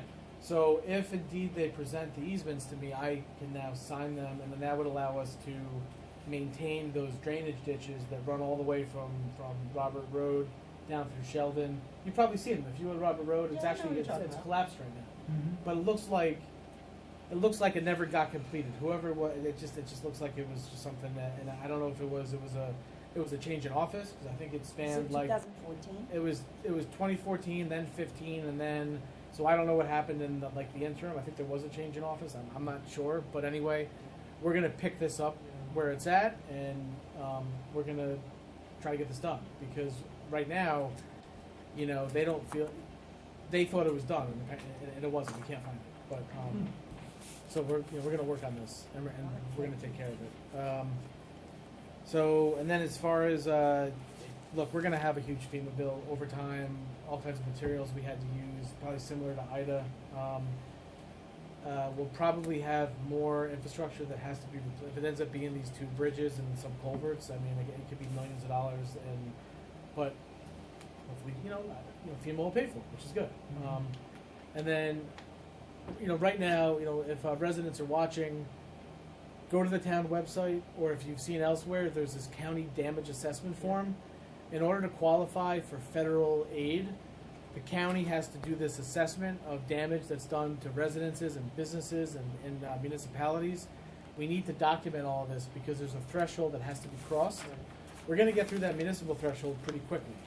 But the individual assistance requires documenting damage done to first floors of homes. And so if you had damage to the first floor of your home, if you're on Hasbrook, if you're on Continental, even in the village, if you're watching this, I know where I live across from my street on the boulevard, that whole stretch of houses on the boulevard, including the first 2 houses on Payson, some of them have suffered catastrophic damage. There's like sewage and bacteria and mud all over their possessions on the first. It is. And so if you've not filled that form out yet, please do, because the sooner the federal government declares this and we get the individual assistance, we can start getting you help. Because right now, it's all out of pocket. And, you know, I don't know about you, but I can't just afford to go 40 grand out of pocket. Is the process gonna be the same, because during Ida, former Councilwoman Bunt and I actually had to go with FEMA representatives and assess the properties. Like, we had to go with them as a local representative. So And what's, then that's, then we compiled the information, and then we went out. The building Field work. inspector didn't go? I mean. no, let me Something just, is- They so, would know what to so do. what's been happening so far is, That's what the previous process was. I just spoke to the, I spoke to the county exec around 6 o'clock today. And what they're gonna be doing is, starting tomorrow, they're going to have, vans, that are coming around with emergency workers to help document the damage, going door to door. They asked for a point of contact. That is gonna be Kurt Hahn as the director of OEM. So that's gonna be happening. But yeah, but they're really trying to rely on this online form so they can get some of the, if they can get a head start, they can know where the stuff is, Sure. then they can come down and they can verify it. Makes So sense. that's how they're starting it. But look, I'm optimistic that the level of destruction that we had in certain areas, that we're going to qualify pretty quickly. So my hope is that this, you know, because if you remember for Ida, I think it took 2 to 3 weeks to get that individual assistance. The county exec said to me that he thinks it's going to be a quicker process. I mean, obviously, fingers crossed. Obviously there's a lot of damage up in Highland Falls and Fort Montgomery. And that's part of the. That's part of the area. So we think based on the damage up there, and then we'll be having Cornwall and elsewhere, we should be able to cross that threshold. As soon as we've done that, same process again. You know, they send in reps into the community. We'll have to set up meetings for people to come and apply for assistance. But yeah, it's really unfortunate what happened. It's that's all I got on that. I would, just real quick on New York Forward, we did have the project submission deadline for projects was supposed to be July 21st, but because of the storm, they're pushing it back at least a week. So right now, businesses, municipalities, residents, nonprofits, they have until July 28th to go online to the New York Forward website, the Cornwall New York Forward website. The form should be updated, and you will have time until July 28th to submit projects. And so that's the update on that. We may even have to push back some of the public meeting. I think there's a meeting scheduled for July 31st, I believe. That may be pushed back too, but we're just going to have to see where we're at in the process. Any questions before we move on to the warrant? No? Okay. I really want to ask, Yeah. who are these two young gentlemen here, out of curiosity? I need to interview him for afterwards. I just need Me? I need to ask you about. No. Okay. Are you? It's like take a minute. Are you a resident of Cornwall? Yes, I am. Just curious, because we've never had young gentlemen like you coming to the, in a way, boring, municipality stuff for youth. So I just want to know, you're doing a project or anything? So I'm getting requirements done for my merit badges that I need to do. I see. But I'm pretty sure that's the same thing with you. I intend to take notes on the first 30 minutes, but I'm good now, so. We're not around 3 hours. Okay. Well, thank you. Keep coming. All right. If I get a motion to approve warrant number 7. So moved. Second. Ms. Scott? Yes. Mr. McGinnis? Yes. Mr. McCarty? Yes. Ms. Michael Rossi? Yes. And Mr. Wojciechowski? Yes. Is there any public comments? I'd like to get these out. Those stickers? Sure. I'm a for my Debbie. I have more at home, so Thanks. that's for you, sir. Note for the record that Greg Roby gave out I'm kidding. It is, it's No, I just know, the I know. history of this. Yeah. It's a 1946 drawing by Rockwell Kemp. I stumbled onto it. This would be right after World War II. And the sense of vigilance was palpable. And This phrase here, the, Can I get a motion to, I'm just gonna adjourn the meeting. sure, Yeah. please, Yeah, absolutely. can I get a motion to adjourn? So moved. Second. Ms. Scott? Yes. Mr. McGinnis? Yes. Mr. McCarty? Yes. Ms. Michael Rossi? Yes. Mr. Wojciechowski? Yes. And if anyone has questions about any of the storm-related stuff, please reach out to me. Reach out to Tommy, reach out to Sean. You probably saw the courtroom. First time we've ever had 8 inches of water in the courtroom, and we, yeah, 8 inches. Well, when it was a school, the kids blocked up the toilets and flooded it too, but that's not forgotten. Yeah. I just have two questions. So, for my requirement, you just reach out